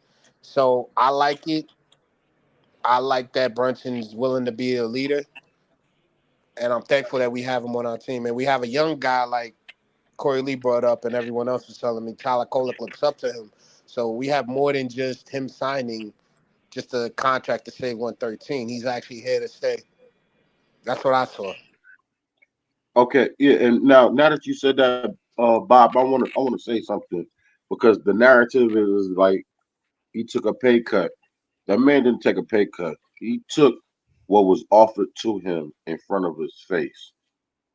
You understand what I'm saying? Now he could have been stubborn and said, "Nah, I'll wait," and then you have to, then they would have to probably come back with another offer. You understand what I'm saying?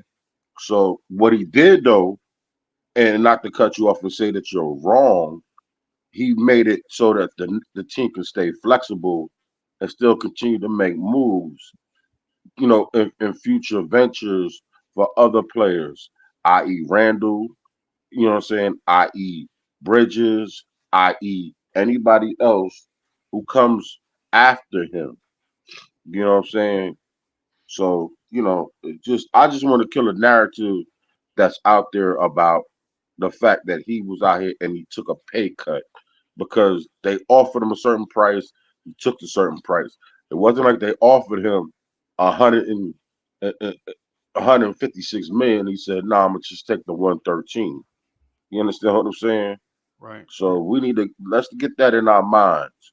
You know what I'm saying? Because the media will tell us one thing about what they think he should have made, and then what the team offered him is what the team offered him, and for him to be team friendly, and for him to be the leader that is expected to be, he accepted that offer. Okay.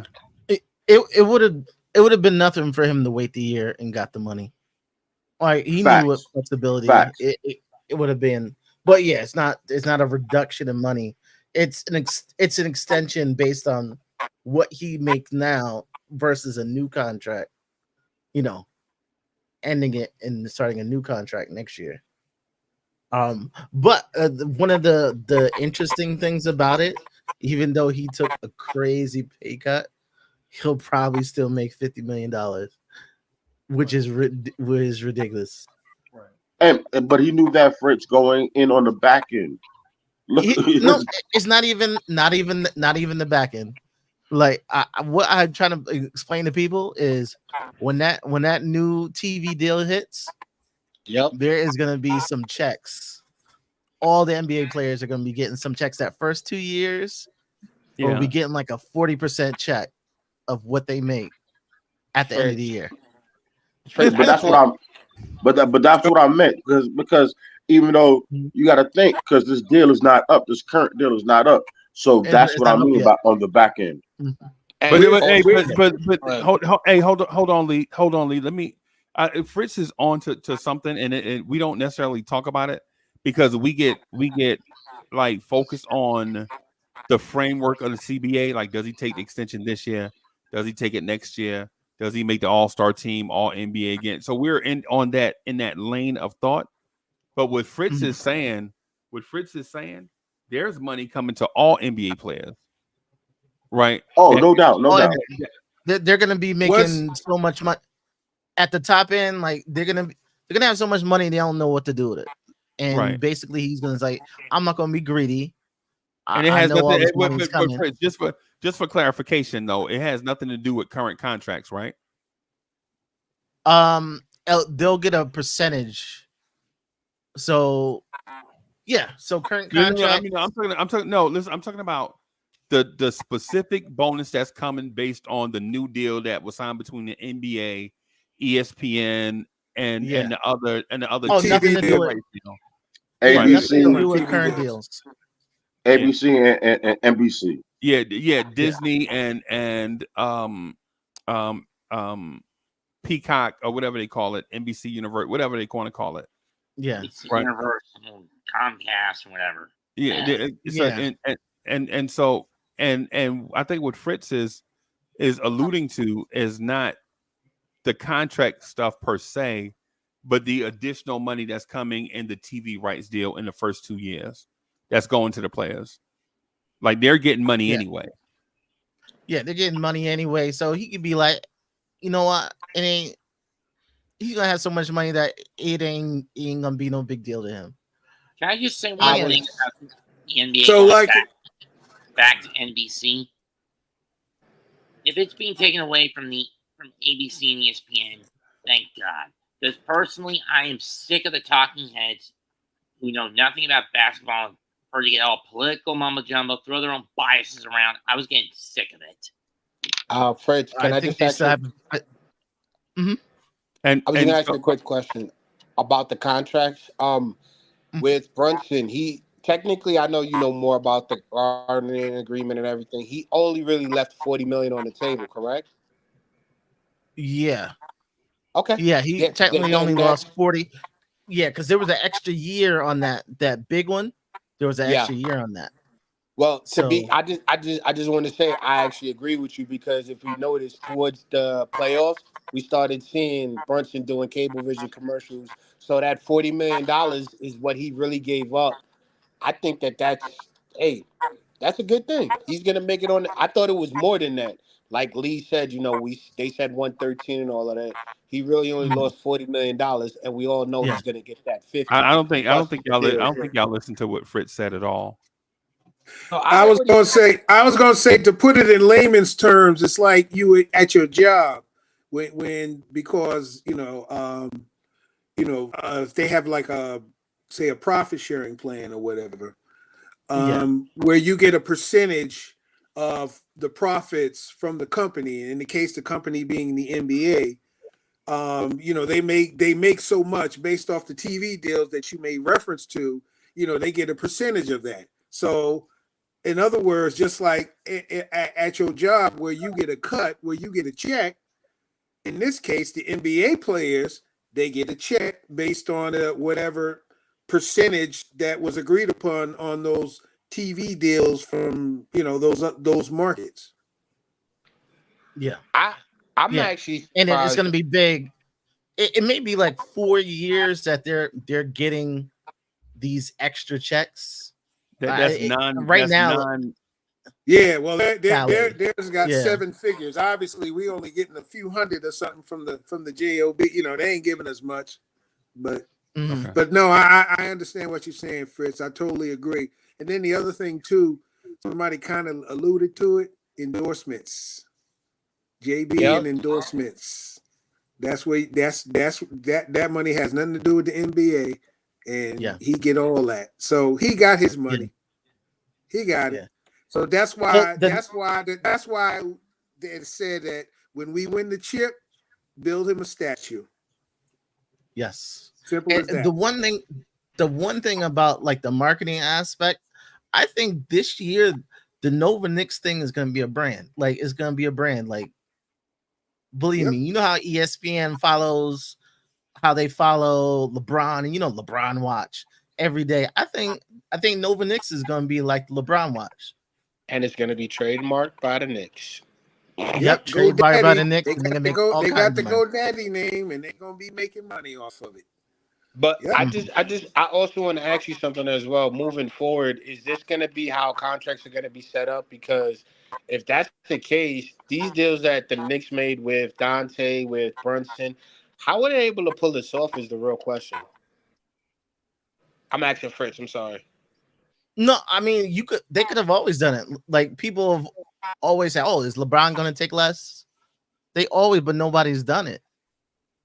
No, what I'm saying is how is it that with the like how hard it is with the cap and everything in the contracts. I know the Mm-hmm. information's out there, but the fact that the Knicks Yeah. are able to construct a contract this well, I think that we're good because I don't think. Look at how well they did Brunson, Wait, Josh Hart. what's the question you Well, asking though? The question is I wanted to know for future reference, should we actually be worried based off of how the Knicks have been presenting these contracts?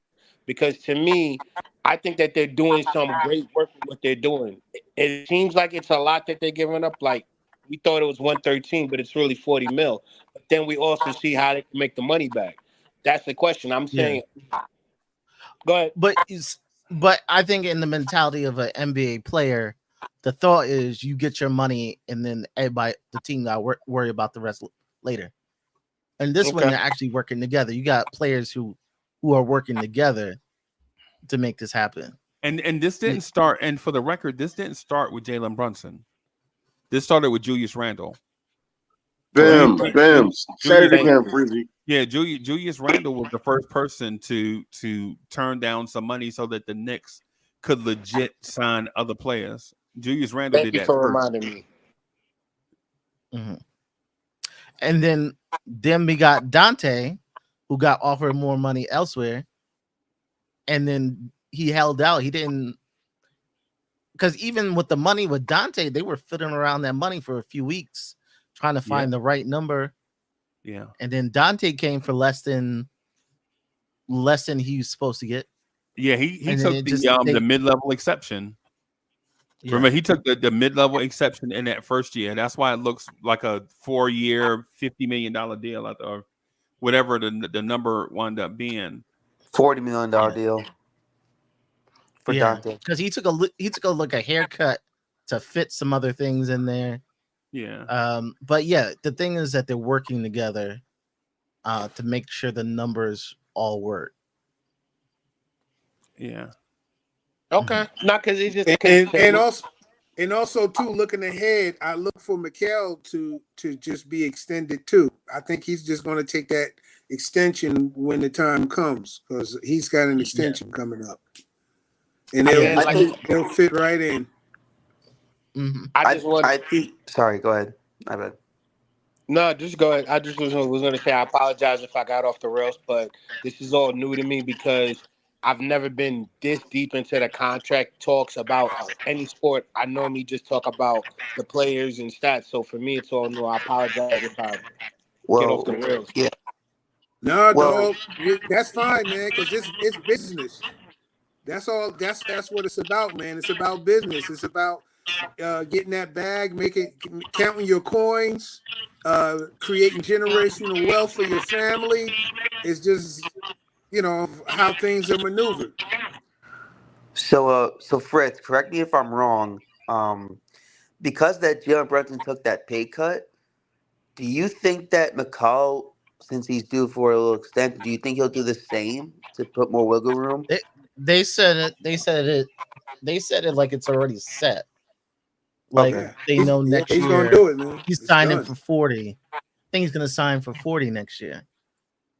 Yeah, like his extension. Yeah.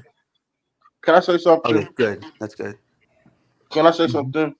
It's no mistake how all four of these guys are here with them knowing that everybody's fit to get paid.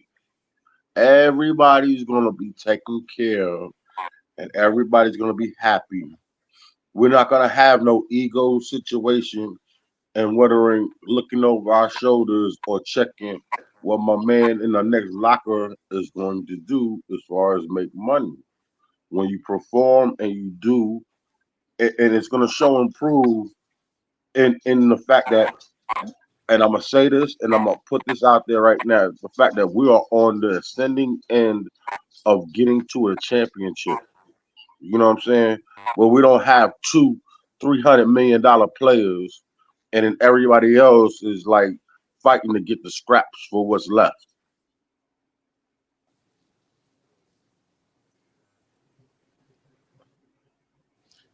I mean, do y'all understand what I mean by that? Yeah, Yeah, like I because said, traditionally to win a championship, you need the guy. You need usually you have to have a guy who's not making a lot of money in that group. Like the Yeah. Warriors, the Warriors. The reason the Warriors were so good is because Steph wasn't making nothing for the Right. first couple years. Right. Yeah, all three of them wasn't making that much, but then over time, then money became a problem, and we see what happened, and that's why you can't have a dynasty with these high end players, and then just as you mentioned, everyone else going for scraps. It has to be balanced, and the but way I'm sorry, go ahead. no, I was cutting you off. Go ahead, I'll wait. I was going to say, in the way that teams have to be constructed now because of the CBA, and even with this new TV deal, this is how teams are going to have to structure their team.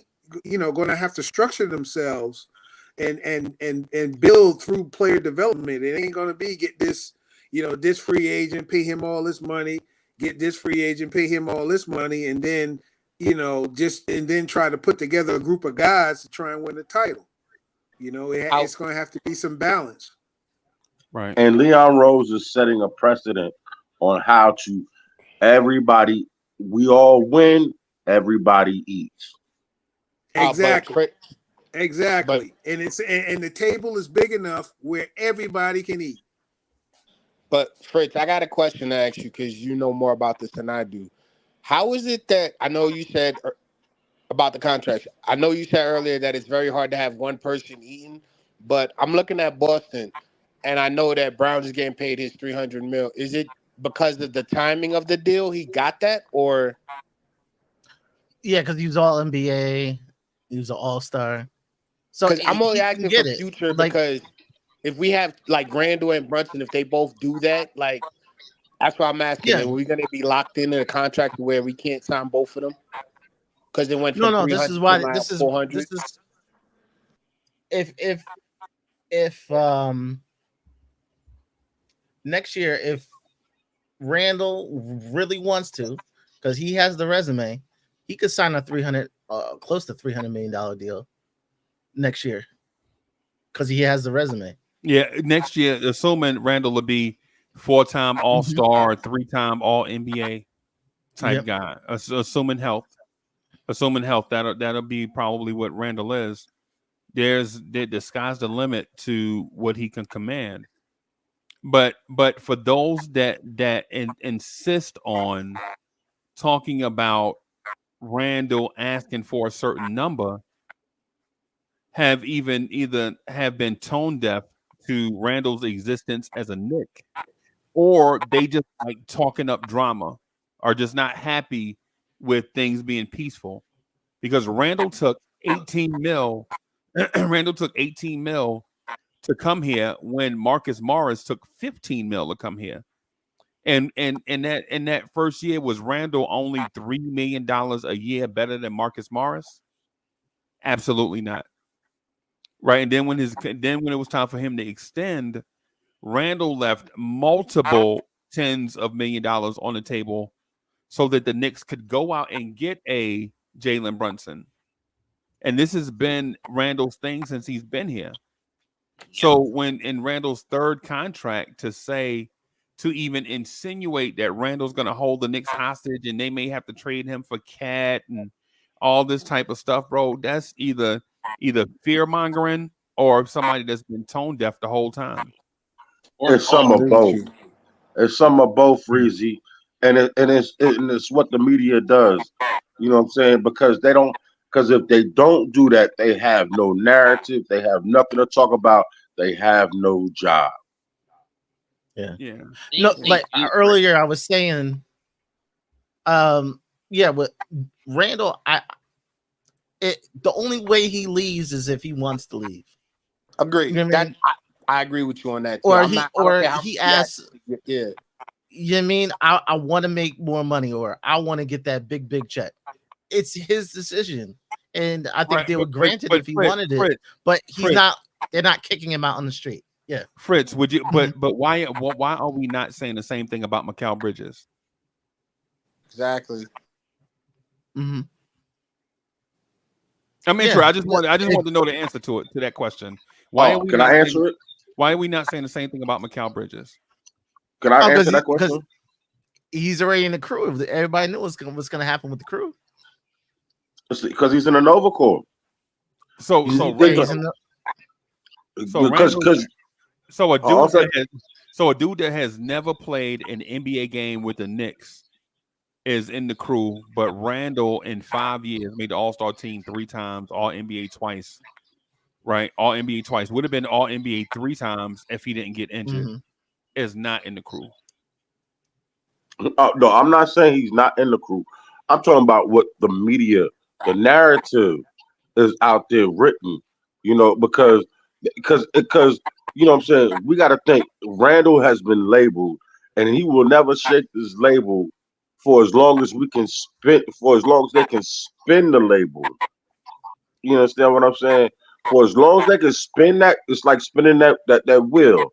As long as they can spin that wheel and keep pulling out that yarn, you know what I'm saying? They're gonna still try to quilt that blanket of BS so they can cover up the fact that they don't know what the hell they're talking about. You Right. understand what I'm saying? That's probably accurate, man. And here's the thing lead to it. Julius Randle has made the All-Star team more times than Jalen Brunson, OG Ananobi, and Mikal Bridges put together. Facts. I agree with you. All in New York. But the Facts, narrative, and I agree with you. But see, that whole Nova Corps thing. It's a wholesome story. It's something that people can come up and hug and love. You know what I'm saying? They never came to MSG and put the thumbs down.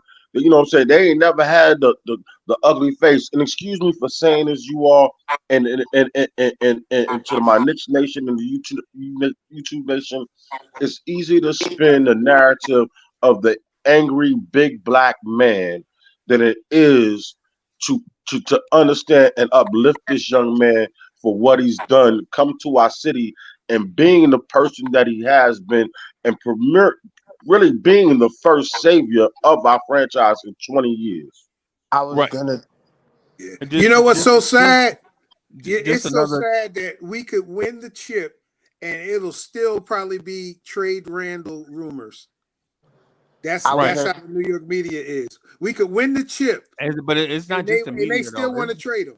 Bro, it's fans. if y'all ever been on Twitter, bro, if y'all have ever been on social media, any platform, bro, you Go know that crazy. the trade Randall stuff. The Randall is the odd man out lingo forever. Uh, Even though when Jalen Brunson arrived in New York, the Knicks were a playoff team, right? mhm. Not the summer that he got here because due to injury and other things, the Knicks missed the playoffs. They won 37 games, but Kemba Walker was out due to injury. Derrick Rose was out due to injury, and we used a journeyman wing player off the bench to be our point guard. But the year before that, Julius Randle dragged a lottery team to the 4th seed in the East. Can I? That's what Jalen Brunson walked into. I was just gonna say I could tell you about why the Bridges thing is because a lot of fans that I've spoken to on other platforms, Twitter, X, whatever, Facebook, and other channels, they have all expressed that they don't forgive Randall for what happened in that first playoff series, and they also hold him accountable for being That's injured in the BS, playoffs. and that's BS, and it's Hold on. biased. I understand that, but I'm explaining why from the people I spoke to. So for them, when they see Bridges, because he's an Iron Man, he's with the Villanova Knicks, they see him as a fresh pair of legs, as opposed to Randall being an older gentleman and he is past his prime. That's how a lot of the people I've spoken to look at Randall. He's past his prime. He's not worth his contract, and he's taking up space because he's not fitting the new narrative behind Brunson. Like he's not going to be a number 2 Is behind that Brunson. how you feel? No, this is what they've told me. They said they don't see him stepping down from controlling the ISOs. They don't see him stepping down to Brunson and letting Brunson lead the team. They don't see him being a good guy because they went 50 games without him half the season, even though no one remembers how well he played before. This is all they told me. They've even told me that they don't even see him next season playing well because his ego. And I'm like, you guys are Knicks fans? They're like, yeah, we liked Randall in the beginning, but now we got Brunson. Bridges, we're going with the Nova connection. So they're sold on this idea of being behind Brunson rather than Randall. That's what they told me. How was he? Usually, Okay. I Yeah. disagree with that. What No, they're I like saying. I said, it's crazy. I don't agree with it neither because to me, Randall started all of this. I went back to watching Knicks because of Randall. For me, so what they told me that I just go okay, and I just stopped talking because you guys don't see the stuff he's done. We went on our winning streak with Randall and OG here. We were doing I just really let well. me But say yeah, go this. ahead. I just want to say this to you and others. I appreciate the fact that y'all let me ask y'all these challenging questions without taking anything that I'm asking personally, right? Because I know at times I can ask some demanding questions, and it's not because of like I want it to be a personal attack. It's just because I'm in search of the truth, and sometimes the truth hurts. You know what I'm saying? So in my opinion, it's why would we say this about Randall when Randall is the most decorated New York Knicks player since Carmelo Anthony, right? And one could also say that Julius Randle's tenure with the Knicks in 5 years has been more impactful in 5 years than Carmelo's Anthony tenure. And that may not be true, but I think it could be a conversation. Will Jalen Brunson surpass that? Probably not, because he and Randall will probably play their prime years together. Right? It's kind of like the Steph Curry Draymond thing, where Steph Curry got there first, and it was a stretch without Steph and Clay, right? And then you add Clay and I mean, I'm sorry, not Steph and Clay, Clay and Draymond, right? Like Steph legit showed Golden State promise, and then Clay and Draymond arrived. And then, but we think of all three of them together as if they arrived at the same time, but they did not. They did not get drafted in the same draft. Like Brunson and Randall did not arrive at the same time in free agency. So I think there is a window of the next 5 to 6 years, depending on how fast Pacom Dadier and Tyler Kolek and Huck Porty develop. There's going to be a window that the next 4 or 5 years where these two guys are probably going to do all the heavy lifting until the young guys come along, until it's probably a Mikal Bridges, Pacom Dadier era type thing. And I know that's way down the road and we don't want to think about it, but that's probably where we are. That sounds like good company, Unc. Yeah. Fritz, you heard it. Fritz is on X all the time, bro. I see Fritz debunking weird narratives all the time. Yeah, they're real weird. Like they'll take you got narratives from like 2 years ago. Like they'll take information like the thumbs down.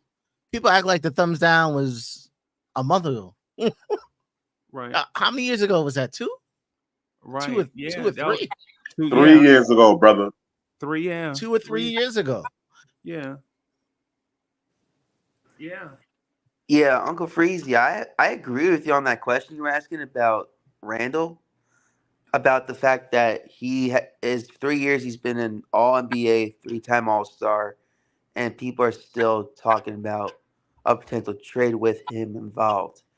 I agree with you, and plus I don't understand it why people even say that.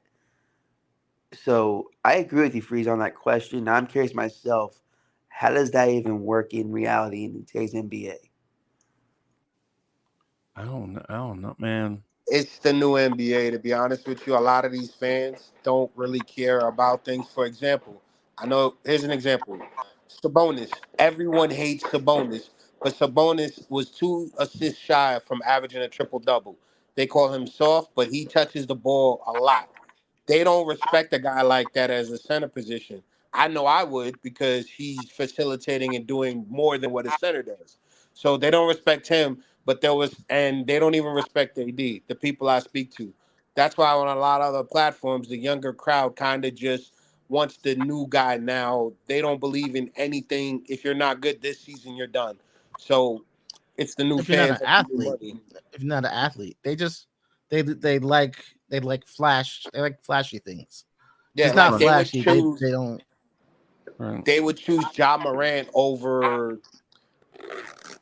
Oh, like matter of fact, like they would do something crazy like that. They'll take Ja Morant over Jalen Brunson because I've had that conversation with some of them, and they be like, "Oh, Ja Morant's better because he could get to the rim and did it." And I'm like, and I try to break it down and have that conversation with them. Like, do you see this play? He went to the left and got spacing. They're like, no, no, no, no. That's not a bag move. It's not important. So it's more about 2K now to me. That's what I've been picking up. Okay. You ain't talking about John Morant when he's been like he's been like not playing last year due to an instant thing he got going on. That's crazy. That's crazy. I don't see that. I don't see John Morant better as Jalen Brunson. I don't see that. That's crazy talk, in my Yeah. opinion. But then, like I said, these are fans that are younger than me, and I can't really like. I tried to explain to them the importance of Joe Dumars, of how well he shot and how well he played defense, and they said he's a bum. I was like, Joe Dumars was a 40% from three, and he played defense, gave you 20 points, and even one of the younger guys on the show looked at me and was like, "You are right. He could play in today's game," and they still ragged me for it. So I don't know. Like I said, I guess it's a win-win or a win-lose situation. Yeah. Yeah, I even you see the narratives like Julius Randle's overpaid, and I'm like, what? He Nah, only he's had got you take he's it, friendly you take too his. right there, man. I say you take his I say you look at anybody who has like his stats and his resume, they all make 50 million plus. And you know what's funny? Jordan Poole had 4 years, 140, but freaking Randall's asking for 181, and everyone's saying no. That's even cheaper than OG. Straight up facts. Yeah. Yeah. Yeah. If he takes his contract on the was it the 3rd or the 6th? Right. Like we're set for a while. Right. Yeah. I think I'd agree with you on that also, man, about the Randall thing. Honestly, we all know it's difficult to play in New York City, bro. For the Knicks, we know it's difficult. I have to restate that. It's difficult playing for the Knicks because the Knicks had a plan to find a power forward that could be the future of Knicks basketball, bro. And when I go through the names, bro, y'all gonna be like, who? But I remember when they signed Henry Ellenson to that 10-day deal, and fans in the Garden was chanting King Henry. I remember that, bro. Henry Ellenson. Y'all remember that? Not really. Y'all remember Derek Williams? Yeah. Yes. Yep. Y'all Yep, I remember? remember Derek Yeah, Williams. bro. Yes, sir. Quincy AC. Y'all don't people. We don't remember Yes, Quincy I AC. do. Oh my Quincy AC. God. Yes, I do. AC, really? Kenyon Bro, Really going Martin. back to the crap heap of the Uh, Jackson years. Bro, Michael Beasley. We don't remember the Bizarro Mello. yes, sir. First team in Bro, top 13. Hello. bro, all those dudes, like dudes legit signed with the Knicks in the hopes of doing what Julius Randle did. The difference between them and Julius Randle is They all quit. Julius Randle did it and they did not. Julius Randle embraced the Knicks culture. You see, because New York City Knicks fans are a rose, right? Knicks fans are a rose. I see y'all when I go to games. Knicks fans are legit like a dozen of roses, right? At the top of it, it's so beautiful to look at. But when you start holding it by the stem, you get all stuck. Man, listen, man, it's crazy. The rose has its thorns. And yeah, and so as an NBA player, understanding that you have to deal with that is crazy. Randall did it by himself. Jalen Brunson, on the other hand, did it and he was insulated. Like when Brunson came here, his father was already here. Halfway through the season, they traded for Josh Hart. That summer, they signed Dante DiVincenzo. And then this summer, they legit traded for Mikal Bridges. So Brunson is insulated. And I'm not saying that he wouldn't be successful, right? Because he would have been. He would have been successful, right? But Jalen Brunson was insulated while he was here with the Knicks. Julius Randle had to stem the tide. Knicks fans were tired of being in the lottery. Every shot he took, he had to make it. So much pressure. He had to make every shot because you were coming off a season where they won 17 games. And so when people talk about all the time, like, if Randle don't take the money, man, listen, if Julius Randle demand a trade today, his impact with the Knicks is still one of the greatest moments in Knicks history. Right? Because we went from legit Mario Hezonja having to play point guard because Emmanuel Mudiay had the flu. We act like we don't remember that. Where Mario Hezonja got a triple-double playing point guard because Emmanuel Mudiay had the flu. We act like we don't remember these moments, bro.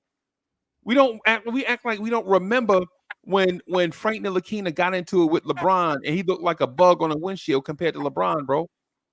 Randle came in right after that, having to we act like we don't remember when Elfrid Payton pushed Jay Crowder out the air on an ABC game. And at the end of the game, Marcus Morris called said my man had female type tendencies. Yeah, we act like we don't remember that stuff, bro. Remember? I remember that. Breezy, That was crazy. Breezy, I got one for you. I'm really gonna bet Lou Breezy. Amundsen. Remember Lou Player. Amundsen? All right, Was starting power forward for a few games. yes, him and Cole Aldridge. You remember Cole Aldridge? Yeah. Cole Aldridge Starting is center. legit Yeah, I gonna remember get you. Cole Starting Aldridge. center. That big Yeah, he was man. gonna Yes, I get you. do. He was gonna get you 8 points a night, bro. Cole Aldridge guaranteed to get you 8 points a night, 4 for the other team and 4 for our team. Remember how you used to always tip the ball in the other team basket, bro? This is like the post that is crazy. where Randle, bro. You knew he was gonna average 8. He was gonna get 8 points every night, bro. He's gonna score 2 for the other team, 4 for the other team, and 4 for us. And Randle came in after that and helped turn this thing around. But every time you go on social media, and YouTube is guilty also. YouTube is guilty also. Every time we talk about Brunson for a little while, then we got to turn around and find our scapegoat, Julius Randle, and point arrows at him for no other reason than that he's Julius Randle. Dre, what's good, bro? Salute, Dre. Salute, Dre. Chilling, I'm chilling. Salute to the panel. Salute France. Salute, Corey, salute, Bob. salute. Salute Jake. Salute Cash. Salute Freezy. Salute to the chat. I'm listening. Listening. I think. And you ain't give me no love. Forget you. I said Corey. I He said said Corey. He said Giants fans, bro. Relax. I said I'm Corey. playing with him. I'm playing with him. but I'm listening. Like, I think it's one of those things. Like, I think people like pocket watching Julius are wondering if he's going to take the money or not, or being mad if he doesn't take it. I think he realizes what we have going here, and if we offer him the money, he's probably going to take it. In my mind, if I had to guess, but is he worth more? If you told a guy he had 2 All NBAs, 3 All-Star seasons, and he was asking for a contract that started with a number 2, it wouldn't shock me. Brandon Ingram is asking for the same thing right now. Now, just there might be circumstances or context that might hurt that, but him Right. asking for more is well within his right, and I would expect him to. Like, Right. I wouldn't be shocked at all. Right. Y'all You know what? ain't- I wouldn't be Yeah. shocked. I wouldn't be shocked if Randle actually took another haircut just to stay here. And, That's yeah, what he's been doing the entire time. Like the 2 contracts Yeah, he he got. shaved Man. his head. I was gonna say, like, Breezy, don't be I shocked think because it's gonna happen. I He could think be looking this. like me and you, bald as hell. No, I know. I said I wouldn't be shocked. I was gonna say, like, this contract would be more of a haircut than the last one.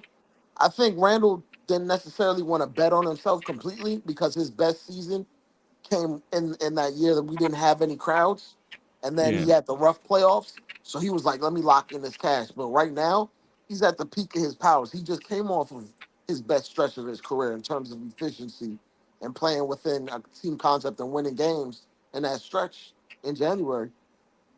If he were to take the haircut, more power to him because his max is like I think it was 4 years, 181 if we extended them, Yeah. See? and it would be basically 45 a year. And Paul George out here about to make 50 plus, and he about to be an old man. Yep. So it And wouldn't. Randall ain't even 30. Yeah, he's gonna turn 30 though, but that's splitting hairs at this point. I had this conversation with Freezy, like being 30 in today's league ain't like being 30 in the 90s. Like the fall off for players isn't as precipitous as it is now than it was back then. So like if we were to give Randall an extension, I fully expect him to be playing at a high level at age 34, 35, whenever it's done. Right. Compared to Hey, yeah, 10, yeah, go 15 ahead. years ago when dudes fall off a cliff. Right. Right. Right. Hey, do And y'all, sorry, Rizzy, go ahead. My bad. yeah, bro. Now, I was going to ask this a question. Do y'all remember Chris Copeland? The 28-year-old rookie, of course. Who did he say? Chris Copeland. Was Yeah, I remember Chris Copeland. Yeah. Chris Copeland? Wasn't he a Yeah. forward or a guard? I don't remember what position he was playing, but A was he a forward. forward? He was a forward. He was a small forward that could play some four in certain lineups. He was He like couldn't what? he couldn't guard no threes with them stiff I knees, Freezy. actually, Nah. I actually liked him a lot. I liked him a lot. I liked how he played. Indiana gave him the bag, right? Yeah, And, I and, liked and him a he ain't lot, Somebody go gave no him but the more, I no bag. loved further. how he played. He ain't go He no was a further smooth than shooter. this. I liked him. Indianapolis That and was back his to last Europe. bag. That was his last bag in the NBA. It was his only bag. Yeah, I liked him a lot. I actually was having fun watching him play. Yo. He was a good shooter. He I was mean, it was raw. a Kroger sack bag too.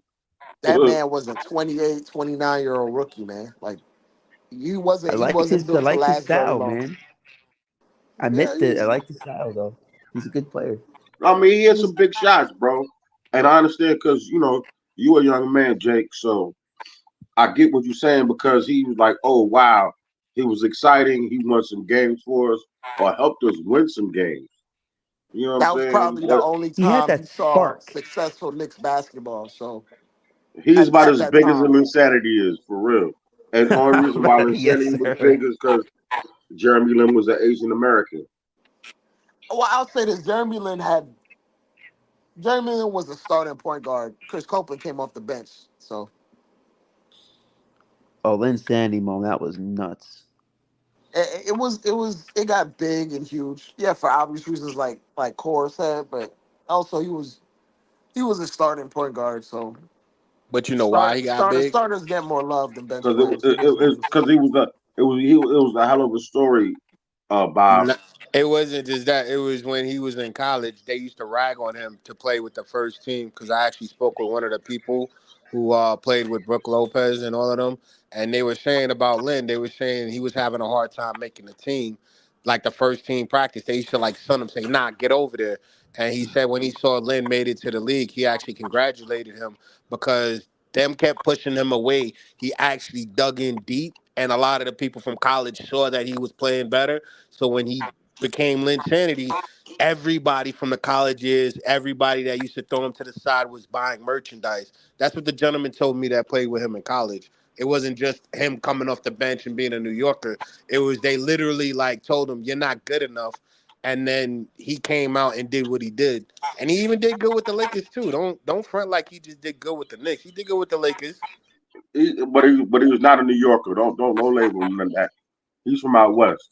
No, I know, but what I'm saying is that's why it got so big because when it hit that he made it and everybody from college and back home was like, yo, Linsanity was worldwide. Okay. Yeah, I don't know how he got to Lindsay. Nah, we were just talking about Yeah, things. I understand that. I did the Chris Copeland thing kind of threw me Yeah, off. we I'm not kind gonna of lie. went astray. And plus, you know what? It's actually a good thing My too, bad. because you know You what? good, man? You good? But you know what though? That also goes to show you that we never had this type of, like Unc says it a lot. We've never had a guard. We never had a power forward like this. We have defense. We have a lot right now. We should just be thankful. Like, yo, sit back and enjoy the show. Cause this is something in the work is gonna happen. If Randall wants 181, he should get it because without him, this would have never started. True. Okay.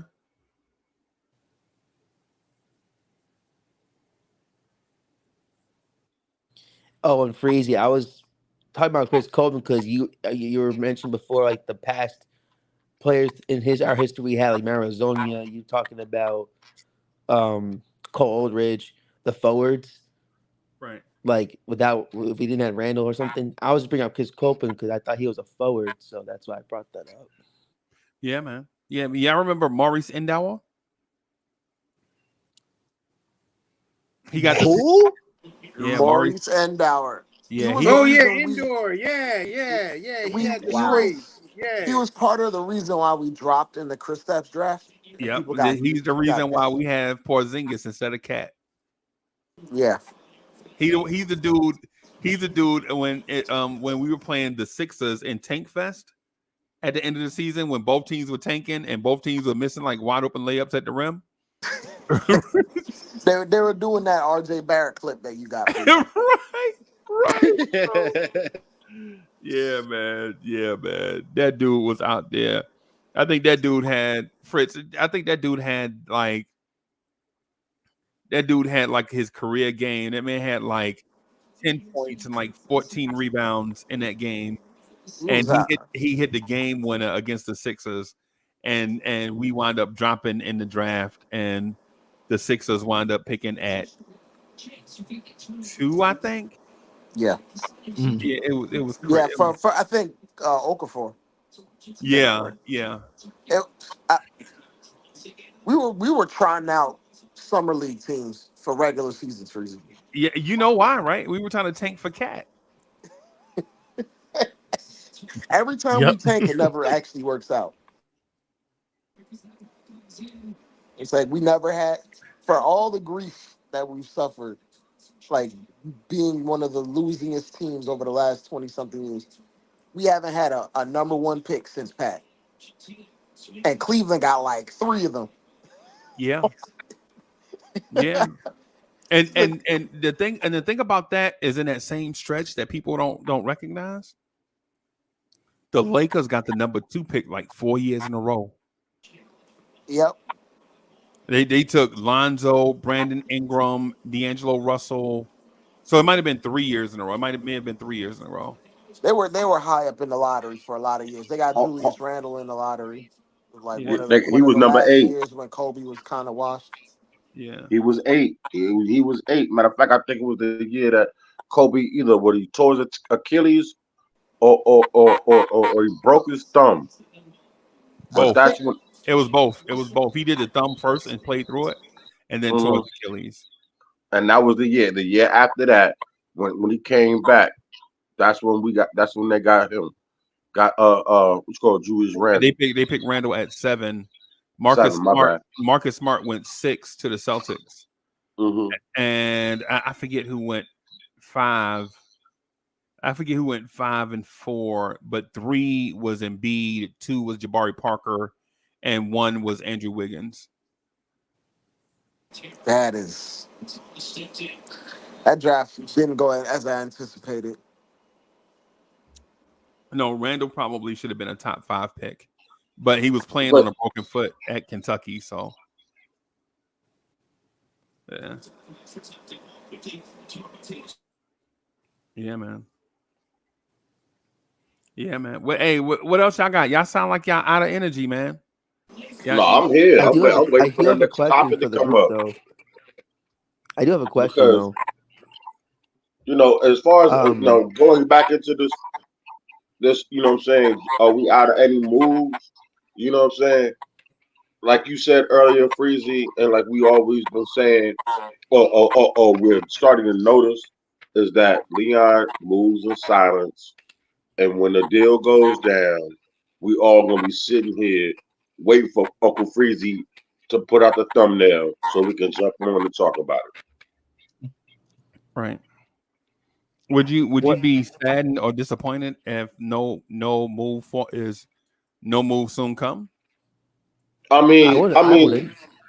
I'm not pressed for anything because if he's standing pat, then I mean he's trusting on what we have, or he's waiting to see the fallout from what happens later on, or was about to come, and then all he's gonna do is pick from the scraps and find the best deal out of it all. You understand what I'm saying?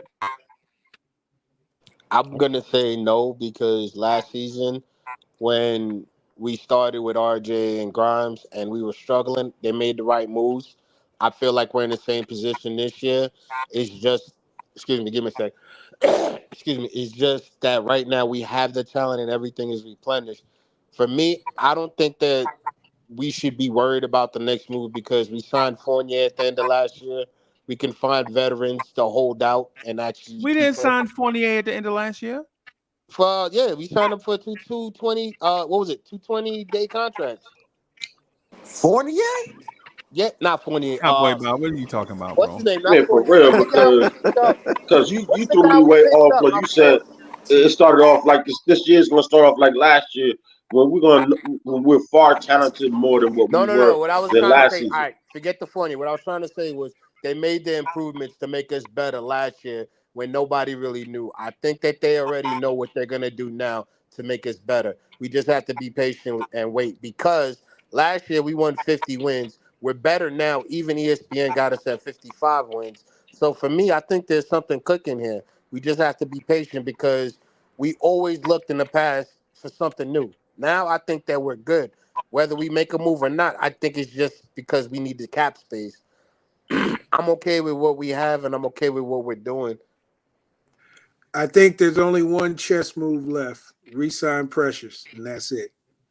And, May and, I and ask why are you so why is a lot of fans keen on Precious? I'm just curious. against or for?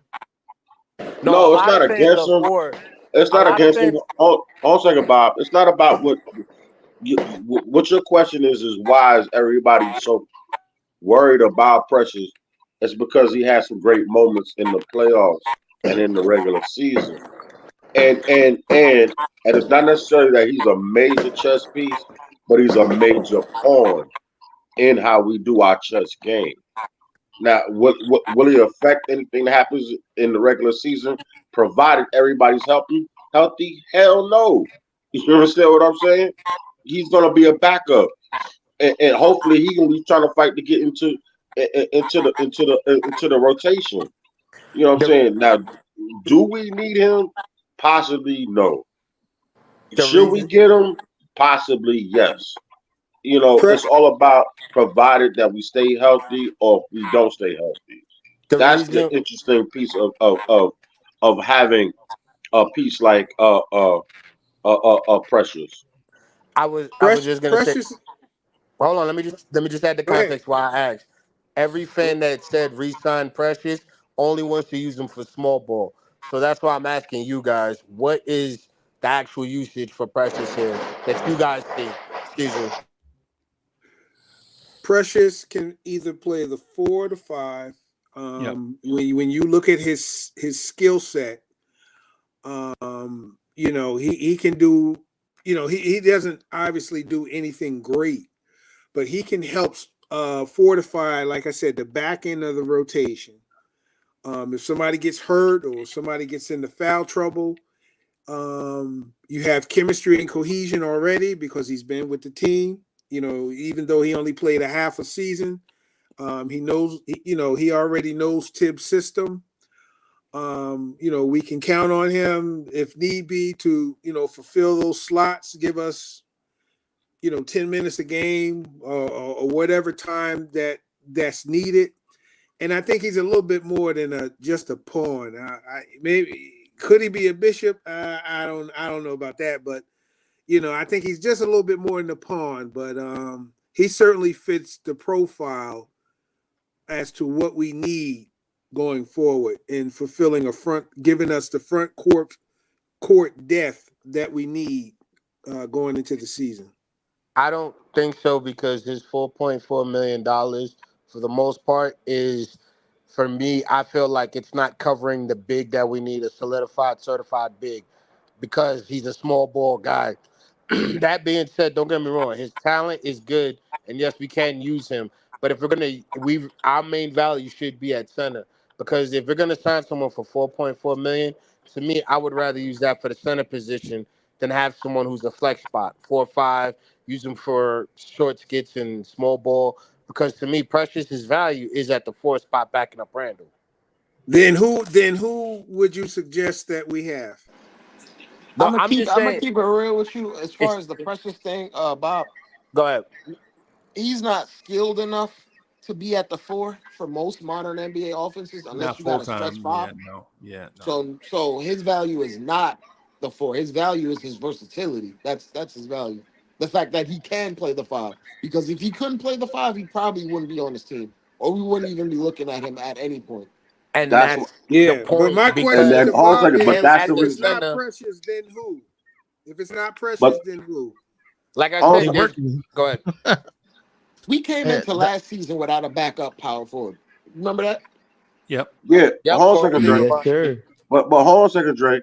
But that's why the DJ Cash. That's why I call him a pawn and not a bishop, because when you move your pawn all the way back and you get all the way to the back to the opposite side, he can be whatever you want him to be. You understand what I'm saying? He's flexible.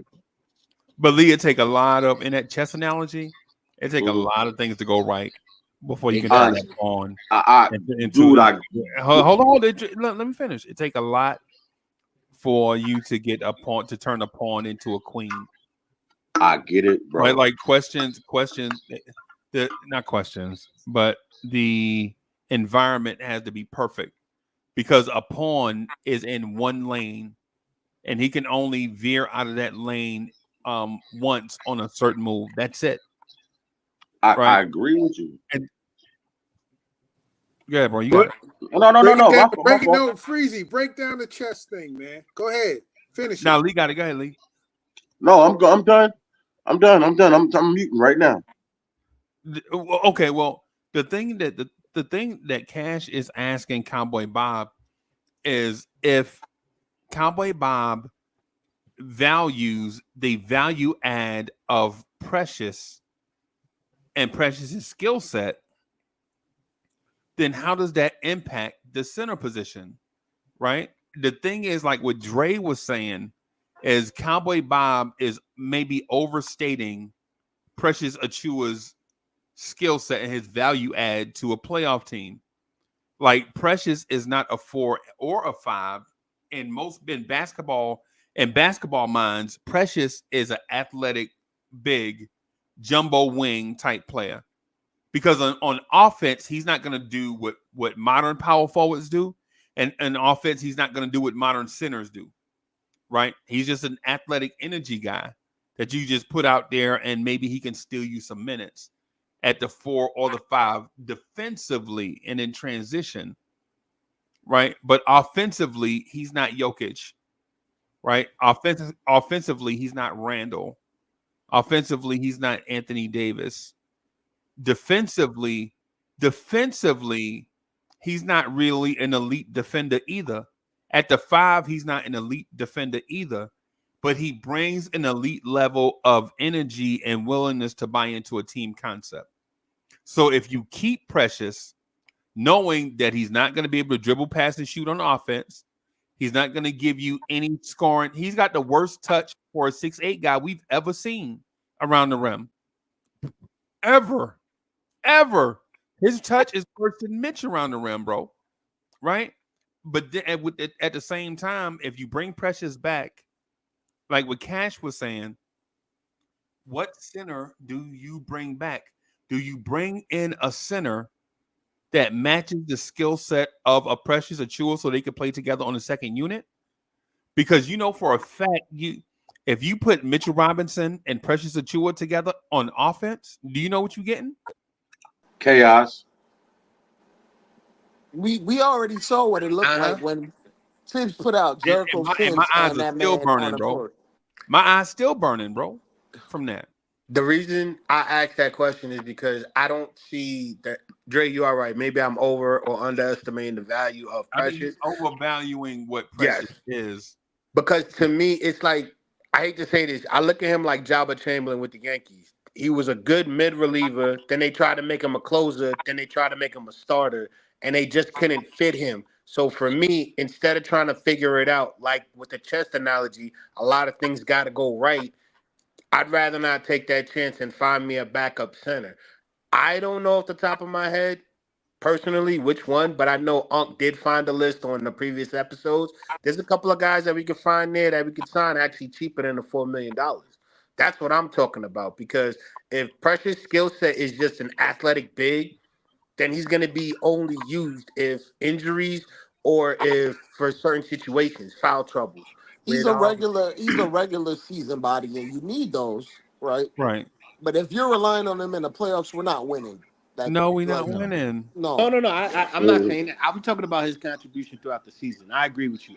like Maybe yeah, you need regular season bodies. But if you're going by like the actual market for bigs right now, Orlando paid two backup bigs about $10 million a year. Yep. So you talking about this Precious is asking for $4 million. Precious is gonna get more than $4 million. no. He gonna I get know he 8 or gonna pay 9. $4 million. He gonna get 6, 7, 8 million I somewhere in know, that and range. that's what I also bring that up too because I feel like us holding like this Stallman because I don't really know what Precious's value is. You just cleared it up. I see the Sixers signing him because to No, be no, honest they with don't you, have his money, but they don't have money for anything beyond um vet minimum. But to this point, his value is to be here, to be tradable, basically. Right. okay, Mhm. To okay, actually have actual money, tangible money that you can move in a trade. That's his peak value. So he's gonna get money right now, right? Regardless if he's on the Knicks or not, he's gonna either get signed and traded or signed and kept, and then we might move him at a later date. Like, look up what Kenyon Martin Jr. got. Kenyon Martin Jr. got 16 mil for 2 years, and he's really just trade filler. Like they paid him because they couldn't pay anyone else, and Daryl Morey's gonna trade Kenyon Martin Jr. at some point. We just don't know for what and for who. But within 6 months of him signing that deal, Yep. he's gonna be looked to getting traded Yeah. December 15th. And that's And that, probably the call, like that's gonna be the value that Precious has. Either he's gonna get signed and traded, or signed, kept for 6 months, then traded. Like, And yeah, and listen to what Dre's saying before we cut Dre off, right? Just listen to what he's saying. He basically what the Sixers did was made him a tradable asset. And Jim. the example that I'll give is this. Say the Sixers December 15th need a shooter. The easy thing for them to do then would be to add Kenyon Martin to a trade and multiple second round picks for Corey Kispert, who will probably be making around the same money. Right? Something like that. Now Corey Kispert may not be the ideal fit, but you guys get what I'm saying, right? It's the same thing with the center. Say we can't make the move right now for a center, but you sign Precious, right? You bring him in, and then you could trade him or Keita Bates Diop, right, for a center once you get into the season or at the trade deadline. So it's about flexibility because the guy you want may not be available right now, but the price may drop once the season starts. okay, Yeah. all right. It's it's it's very it's That's a good very plan. similar. It just as Freezy had pointed out when we go back to last year when we made the move for Burks and Bodega 44. Right. Because think about the McHale trade. We only gave up Bodega and some picks because the salary already fit. And Shake Milton. and shake. Yeah, well, yeah. I mean, those were some throw-ins. But the point of the matter is, as Freezy mentioned, you keep a player on your roster for that very reason, so that it could be for a possible future move. And that's very slick work for Yeah, it's a asset GM management. in doing that. It's the asset management part. It's the part that Fritz and Dre keep telling us every night. Every time we do the show, I want to give them credit for talking about the calculator gymnastics. Bro, I really, as just a basketball head, I really don't even want to hear it. Right? When they start talking about the calculator gymnastics, I know it's important, right? But it's like going in for surgery. You know how anybody in here have had a surgery and you got to be and you had to be at the hospital like 3:00 in the morning and all that, and they don't do surgery until 12. And you can't eat nothing. Yup. Yeah. Like the whole 12 hours. Yeah. Yeah. I was gonna say if you had a colonoscopy, but anyway. Yeah, nah. You know, I'm doing the other one, the doctor sending things to your house. Nah, man, do that colonoscopy. Man, you bugging, brother, Cash. man. You gotta do that, man. You wilding, bro. No, seriously, man. Seriously, you gotta do that, man, for your No, health. I ain't gotta do shit. You almost made me cuss. I ain't gonna do that. I like that. Yo, DJ Cash, you got me looking at you side-eye now. Yeah, it sounds like I'm at Yo, home check with my this out. uncles. Check this man. out, I love man. this show. If you Love have, it. if you, Nah, if I feel you your though, Cash. family, you got a history like of cancer or whatever, because my dad died of cancer, man. So on the real, man, I gotta keep stuff checked out, man, and make sure I'm good, man, because Hey, we Cash, losing folks, man. I I lost feel you, friends. and I done lost friends. Guys, I take care of understand where you're coming yourselves. from, bro, and I'm empathetic with you, bro, and I understand that you trying to look out for us, bro, but Ain't nobody got time for that.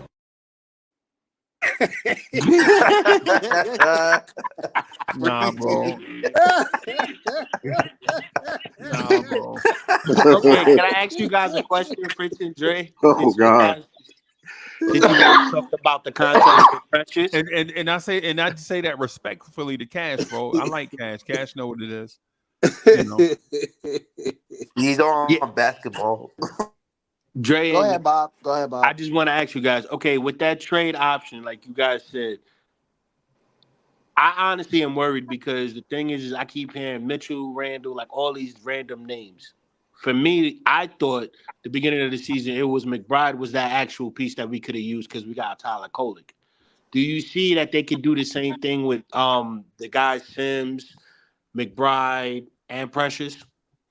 Like you see them trading them for a center? Cowboy Bob, you chasing ill-formed narratives, bro. For you know one, what? You're right. I'm just gonna stay on that. You're right. For one, the assumption is it's Deuce McBride. Who's to say it's not Tyler Kolek? Good point. Rokas Joker Biters. Who's to say? Who's it? Why do we always? It's always the guy we put in the crosshairs. Like Randall is in the crosshairs. Mitch is in the crosshairs. Deuce is in the crosshairs. How is it not Dante DiVincenzo? You just traded for a guy that took his spot. Yeah, you went to Villanova, so they ain't going nowhere. I know. I'm just saying this in general. Yeah, but I Dre, understand, stop ruining things. I understand. Silencio, right? Dre. Let Freezy finish it. I was gonna say, like, Bob, they could very well move off of those guys, but the value in Deuce is that he's productive and he costs you nothing. Right. And say we have an injury to a point guard or a backup point guard, you could just plug him in the rotation. You don't have to think about it.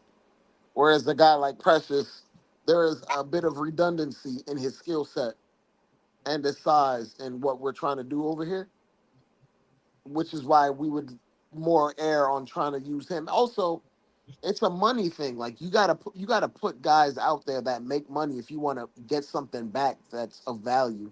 Like you can't put a $3 million player out there and be like, yo, give me your starting center. Right. No. There ain't no $3 million starting center. I mean Walker Kessler. But I understand what you're saying. Yeah. I mean, you could, but it's not likely. It's not likely. It's very unlikely. But No, because that's the reason why I asked about Mitch, because he has a contract of 14 mil and McBride has the 3. Those are the only 2 big contracts outside of Precious. That's the No, only reason but why I brought that's him up. that's the beauty of Precious's situation is that he could be signed and traded for a lot more. And And right now, Okay, now I see what you're saying.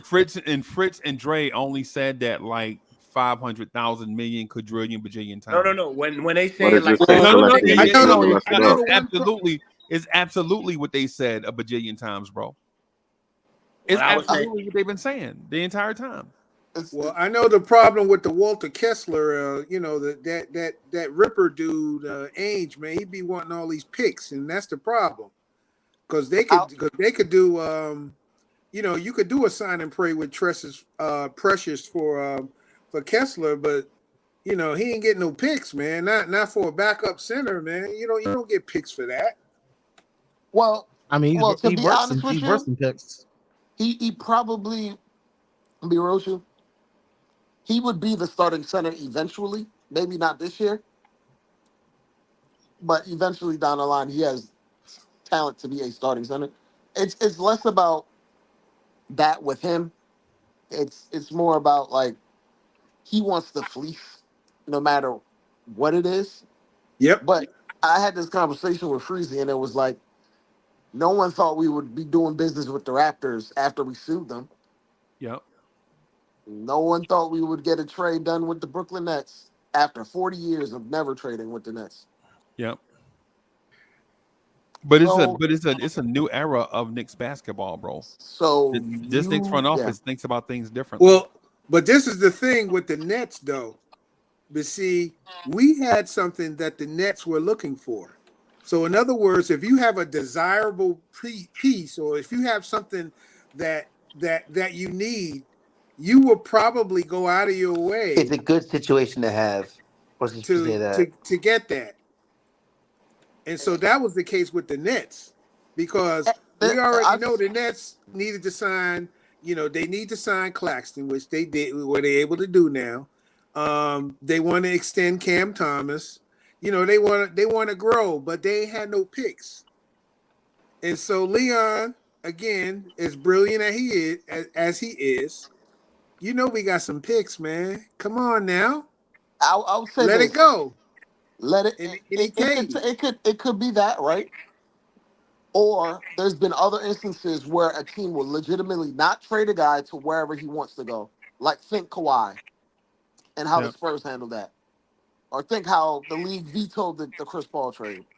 Like there are things that happens that even if it makes sense on paper and both sides like as far as the player and the organization wants to make it happen, if a guy doesn't want it, if one side doesn't want it to happen, it just won't happen. It just won't happen. It And yeah, takes a willing participant. hey, Dre, So yeah.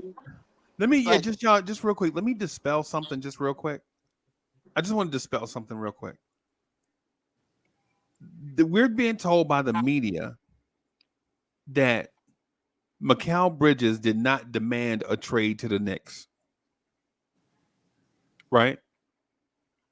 And in my mind, I've been around the sport for a long time. And what I'm telling everybody is everything, you can't believe everything that you hear, right? You have to go by you have to trust your instincts. Where there's smoke, there's fire.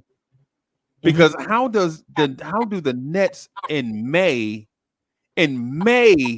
they're saying we're not taking offers for Mikal Bridges, right? And then the second week of June, they trade Mikal Bridges to the Knicks in their division, in their city, right? Yeah. Things legit have to happen. Sometimes the hand that you have to play has to be forced. Sometimes you have to be forced to play a hand, right?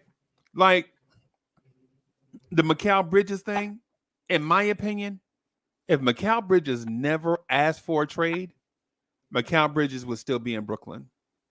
Yep. Right? In my opinion. Yeah. Right? And the other thing, the other part to it too, is did the Knicks have a part to play in Mikal Bridges putting pressure on the Nets to trade him to the Knicks? Absolutely. Did it come from Leon Rose directly? Probably not. Josh But Hart.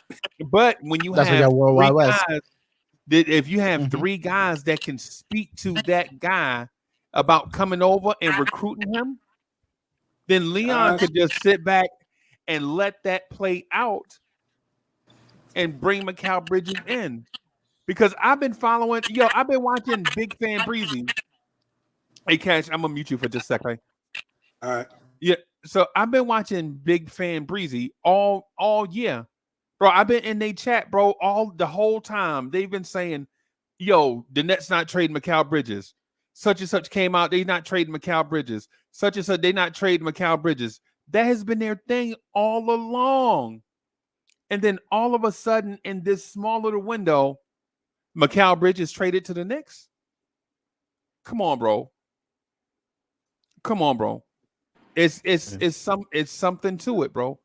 The Mikal Bridges to the Knicks thing is the opposite of the Anthony Davis to the Lakers thing. The complete opposite. Yeah. Right? When y'all remember when Yeah. Anthony Davis wore the Sesame Street shirt to the game, and That's all, folks. Yeah. yeah, yeah. It's just the And, complete opposite, bro. That's all. and we paid adequate price at that. Yeah, Woody Woodpecker. That's what you mean. yeah, And to be absolutely honest, Brunson probably was like, "Yo, I'll sign this extension if you get him." yeah, yeah. Can I It's add every something Yeah. real quick? okay. Go ahead, bro. From what I heard from the Mikal Bridges trade, what I heard is that the Knicks were the only team that had the best offer to Wasai, if that's his name, the manager of Brooklyn. They had the best offer they could not, like. Sean Marks, right? Well, yeah, yes, but the owner when Wasai said he wanted to rebuild that team, and they were looking for first round picks. So the Knicks were the only team that had that but load of picks to offer, and that the Nets could not they deny it. They couldn't deny it. They actually were desperately had no choice to But accept that Houston, because he could have gone to a different team, but no one had that picks like the Knicks did. So I think it was just like the Nets were just desperate for picks, and Knicks were fortunate to land Mikal because of that of the picks that they had that the Nets wanted. That's what I I heard. think it's spin as well, because Houston offered a haul with first round picks as well. Memphis But offered, Mikal, yeah, Memphis offered more than that, bro. and then Mikal says he wants to live. He said ever since he was in high school, he wanted to live in New York. He said he doesn't want to live anywhere else Right. since high school.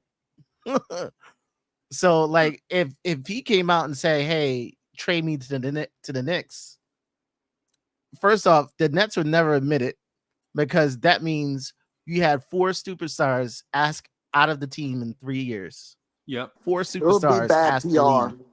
Bad PR. And they lost the So battle of the city. When your best player wants to be traded to your rival and y'all in the same city, if that ever got out as a fact or a quote, the Nets would be ruined, bro. According to Ian Begley, he asked out, and then he walked it back. I think CAA made him walk that back. Yeah, probably. Yeah. but as far as the PR, it would be a disastrous move, and we paid the picks, the appropriate yeah, amount of picks, because Right. if it yeah, was any other team with that type of leverage as far as asking out, it goes for far less. Yeah. But yeah. there's a New And York there was tax, and no, they never asked for a match either. So it was Leon putting the offer out and saying, "Take it or leave it. If you're gonna go somewhere else and ask," I don't think it was take it or leave it. And it happened in one day.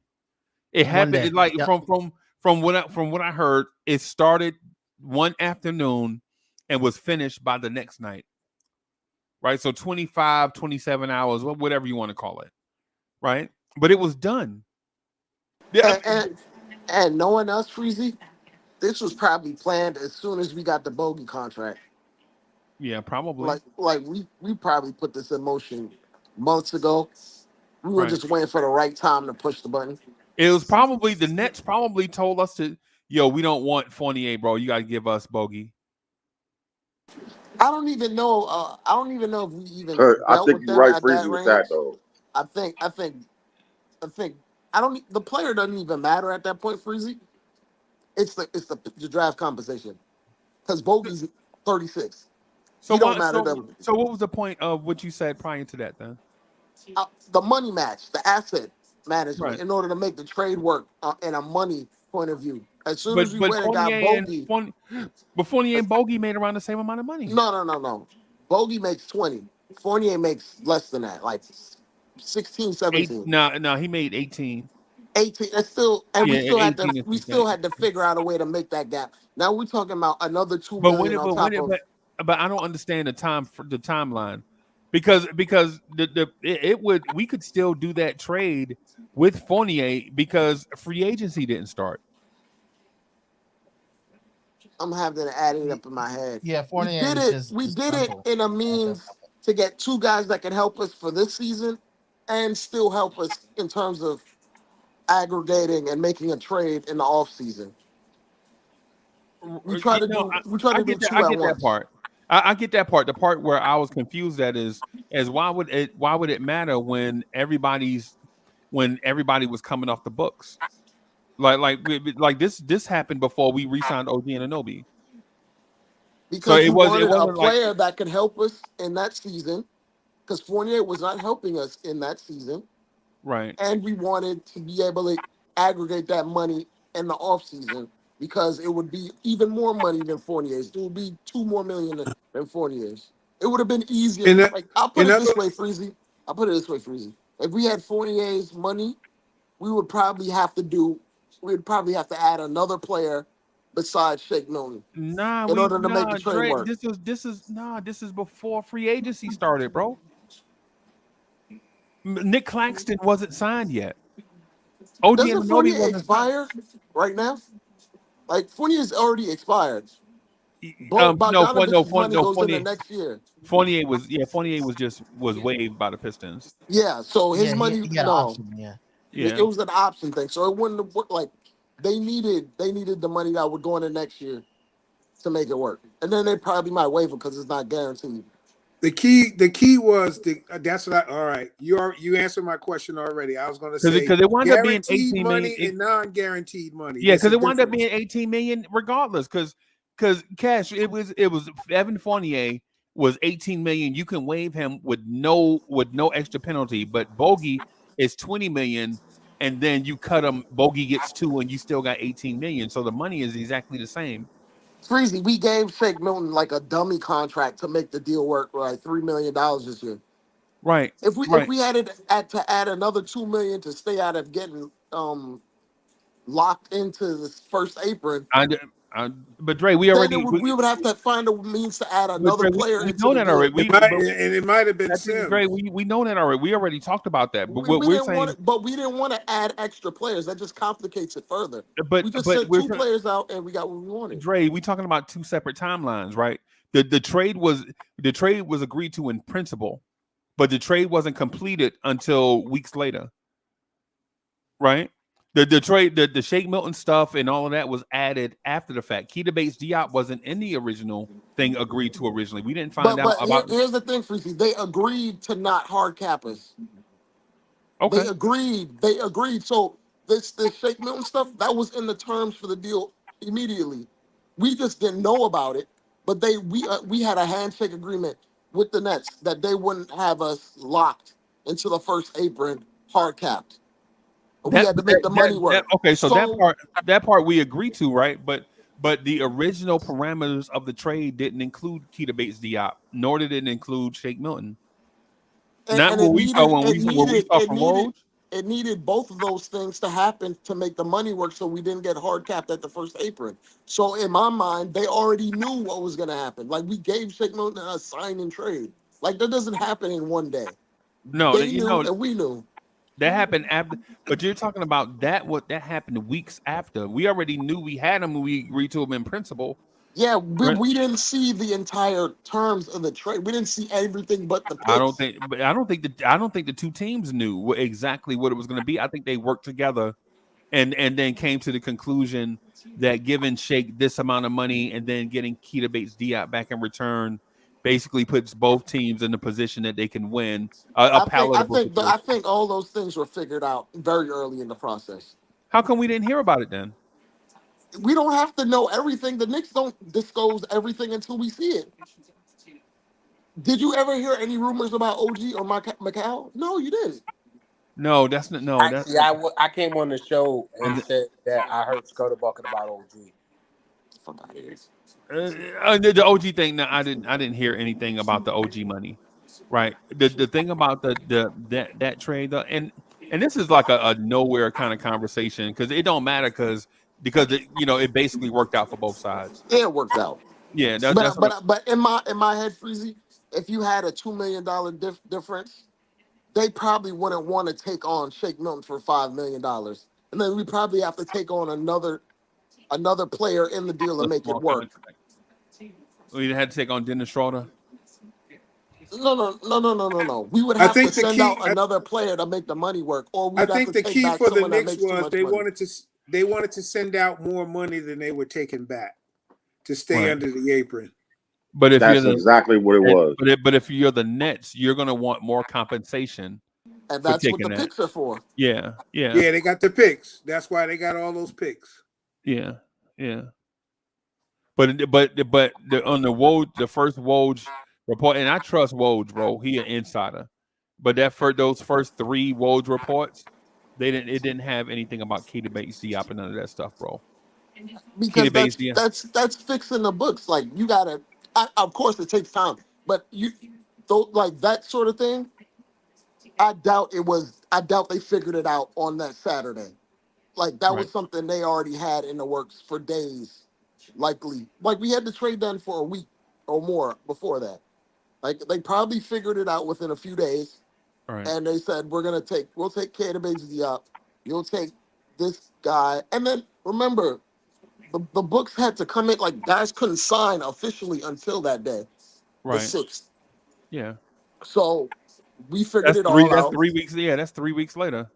So we figured it all out, and we During sent that one time. player. We sent one player because the more plays you add, the more complicated and more difficult it Right. becomes. Right. So when you're talking like Fournier's money, even though it's a small amount of money difference, we're talking about adding another player, and that complicates it further, like another roster spot. But Dre, the 18. Okay, I think you. Okay, whatever. You won. I You got it. think And we're splitting hairs at this point. We can. Yeah. Yeah.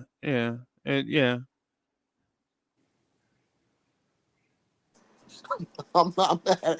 I'm not even mad at it. I'm thinking. Freezy. We're so up close in terms of like roster spots. I don't think we want to add more players into deals or take back more players than two. Like we're like at 13 spots officially right now. We still got to add like one more person, I believe, which is Precious, I believe, or the person that might replace Precious. If I'm looking at the roster spots correctly off the top of my head. Right. Yeah, the Yeah, latest because the Begley minimum's just 14. You gotta have 14. Yeah, we have 13 right now, I believe. Yeah, you yeah. gotta. So it gotta be one. Yeah, one more. The final So piece. what about the two-way player? No, They they don't don't count. count. Nah, They they don't don't count. count. Two ways don't Oh, count. They reserve players, bro. So, but Yeah, so they don't okay. count. I don't even think um the 13 player that we're at because I think Jericho Sims is not fully guaranteed, right? No, they guaranteed it We guaranteed like it. Okay. last week. Like last week. Okay. Yeah, he's Okay. guaranteed. Yeah, Jericho's guaranteed now. So Okay. that leaves one spot. Like how we Yeah. gonna get Ryan Archie Yakino money if you take back 3 players, Freezy? Ooh, I don't know. We had trade Randall, bro. Gotta Ah! give him a clipboard. Trade Randall so we can get another Nova guy in here. It's like who's gonna call out the 3 and the key for us? Oh, who is gonna meet Jalen Brunson with the towel? wow, you guys are Bring That Theo man, Pinson back. that man Hold is on, a no. highly paid Hand him his ice video cold guy. Gatorade. Extra cold. Yeah. Somebody said so. Lou says Kev McCullough. I think Kev McCullough is going to be on a two-way. Yeah. I don't So even know if he gets signed, Freezy. I'm not sure. He's still yeah, hurting. Yeah. He might get an exhibit 10. Yeah, he's still hurt. He hasn't recovered from his knee injury. He never because yeah. he's not even in the summer league right now. So he either gonna be two-wayed or out. Hey, so Dre, can I be nitpicky just for like one of this last couple of minutes or whatever? Freezy, it is your show. Yeah, I'm just gonna say right, just be nitpicky, right? Yeah. So the Kev McCullough pick frustrates me for a number of reasons, right? So for one, it frustrates me because when they were calling his name, ESPN was doing their Bronny love affair. Right? Remember when Bronny got picked and they overlapped the next pick and was talking about Bronny, oh my God, father and son playing together, same thing. Remember all of that? Well, the next name that was called was Kevin McCullough's or Kev McCullough. And so as a Knicks fan, we didn't even get to enjoy like our moment. Like, who is this? Who did the Knicks take? And you basically have to read the crawl, like how this thing is crawling at the bottom of the screen. We basically had to read that to know who the pick was. The ticker. Yeah, so I was frustrated by that, right? So I was frustrated by that we didn't even get to see. And the other part to it was Dre, listen, man, I really think that dude Shamshi that went to Toronto, I think he gonna be special, bro. Like I think legit they gonna turn that man into Pascal Siakam, bro. Like right now, he looks like he's gonna be more athletic than Siakam, but will he have that dog, that focused dog? Like Shamshi is a young junkyard dog, but Pascal Siakam is a Doberman, bro. Yeah. Like Pascal Siakam is like, if he find your weakness, he gonna exploit it. Like you remember the in the playoffs, if he could ever get to the free throw line, he was gonna do that spin fade and just Yeah. stay there, and we couldn't defend it. Or if he sees someone on him small, he'll do the old school big man thing and seal right in front of the rim. Yep, Give me the yep. ball. Jimmy Butler, he did Jimmy Butler moves, Yeah. right? Like Jimmy Butler don't have a bag. Jimmy Butler has fundamentals, right? And so it's like when you watch a Jimmy Butler play, you like, yo, he don't sauce nobody up. He don't do such and such and such. He don't do. But then when you look, Jimmy Butler has 28, 12, and 7, and he always getting to loose balls. You like, yo, where's this coming from? It like the closest to a particular thing is a straight line, Yeah, and he just beelines right to the rim. right to the So yeah. he ain't dancing around with the ball. He ain't going left. He ain't go east west. It's I'm gonna go right to the rim. I'm gonna hit you with a pump fake. If you're gonna Right. jump into me, I'm gonna either get free throws or I'm gonna get this layup. Oh, I'm gonna get this free throw. You know the referees love them. You know, so Fritz, that's one of the things that frustrated me about the calculator gymnastics. I felt like there was talent on the board. I think the Shamshi kid, legit. I think we're gonna regret not calling that man name. I think it's gonna be one of those like when we're drafting Clee Anthony early, but a few picks earlier, Jokic went to the Nuggets. Mhm. Yo, damn.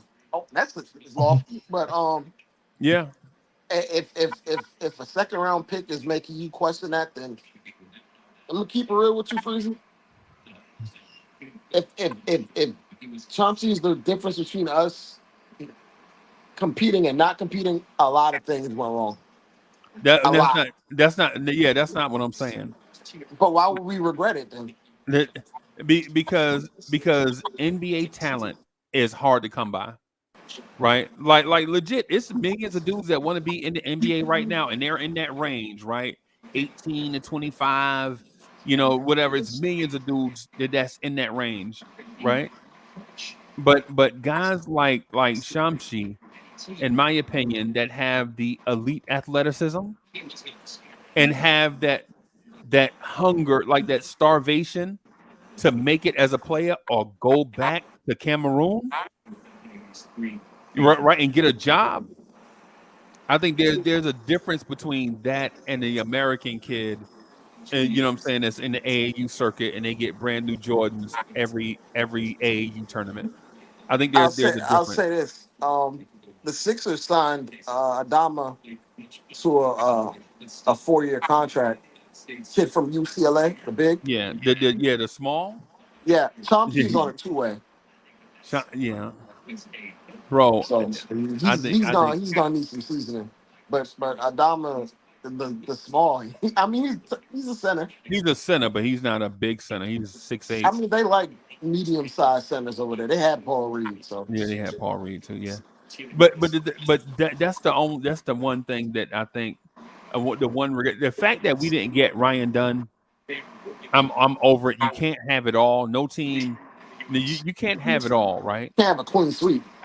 Yeah. But Shamshi though, I think is when you watch the draft every year, there's a kid that you know what? From last year, there was a kid from last year.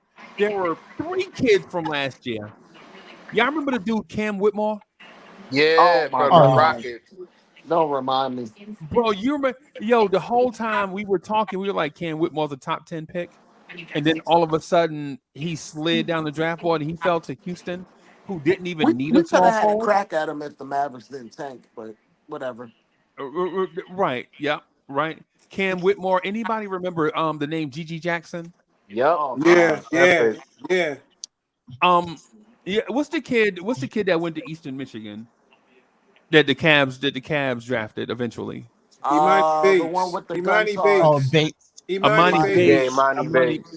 Yeah. Every year there's like a kid that you're like. Every year there's a kid you're like, yo, why did Jarris Walker get drafted this high? Right? You're like, Jarris Walker? They're Jarvis Walker's out here playing point guard in the summer league right I now. know he's 6'5", like 235, right? Right. So you're like every year there's like a Jarris Walker, and then in that same year there's a Amani Bates. And so what I'm saying to Dre is every year there's gonna be a Tyler Kolek, right? Who you're like, yo, how did he fall to the second round? Right. And then in that same draft, there'll be a kid like Shamshi that you're gonna see him in 4 years, and you're like, that dude shooting threes? He can't be guarded by an NBA guard, bro. That's what I'm saying about Shamshi. Like, I'm not saying that in the next 3 years he's going to help the Knicks win 2 championships. What I'm saying is once the final bill come due, and Fritz, you know what I'm alluding to, right? Once the final bill comes due for the Knicks, like once the Mhm. rubber hits the road with Randall's extension, Brunson's extension, OG's money, Dante's Mhm. extension, McCall's extension, what are you gonna do with Mitchell Robinson, Josh Hart's $20 million? Once all that stuff comes to a thing, and you're like, okay, we tried it. Maybe we got 1 championship out of it in 4 years, but can we continue going forward with this? You have to have talent on your roster to backfill just in case you have to make the move to move salary, right? Just in case you have to pivot, you have to have valuable assets. And I think Shamshi is one of those guys that, like a Jalen Brunson, that you can draft in the second round. All the skills are there. Maybe one thing on his resume, Shamshi, the one thing on his resume is the fact that he hadn't played a lot of organized basketball, and teams knew he was raw, right? But when you're talking about dudes that 6'10", cat quickness, can jump out the gym, super strong, and advancing at a lightning speed pace, I think you got to take a chance. Just like the only thing on Jalen Brunson's resume that stopped him from being a first round pick, a lottery pick, a top 10 pick. is height. If Jalen Brunson could do all those other things and he was 6'5", Jalen Brunson would have been a top 10 pick. We may have taken Jalen Brunson instead of Kevin Knox. Dre, you know how I know that's true? How? Shea Gilgeous-Alexander went in the lottery in that same draft. Oh my God. Jerome Robinson was picked, like the Charlotte Hornets drafted SGA. Right, the Charlotte Hornets drafted SGA, and then they did a swap him and Miles Bridges straight up for each other, and some type of compensation. But the pick after that was Jerome Robinson. Anybody remember who that is? No. Why did he get Bus for the Clippers? a bust for the Clippers? Why did he get picked instead of Jalen Brunson? Ideal height and speed, athleticism. Was he anything near the player Jalen Brunson was in college? No. Not even close. That's why I'm saying the thing about Shamshi, like some of the things that we may regret later on. I think Shamshi is the one. Now, am I heartbroken that we don't have Shamshi? No, I'm not. I feel like the four guys that we have are decent enough. I was gonna say, Freezy, the thing you're describing may be teams when they talk about Pacoma. So I'm sorry, say that again. the feeling that you're describing may be other teams' feeling when they talk about Pacoma in a few years. Yeah, I think so. I think so, because right now, I think he is probably the same player as Bilal Coulibaly with the Wizards. I think they're the same player right now. And I've been talking all year about Bilal Coulibaly. You love you some Bilal. Yeah, and when he was on draft night, he was 6'6", right? Right now he's listed at 6'8". Yeah. So, but that's all I got, everybody. Thank y'all, everybody, for rocking. Go New York, go New York, go. Everybody coming through and rocking the spot with us. Thanks, pal. It was great chopping it up, man. It's been a minute, man. It's been good.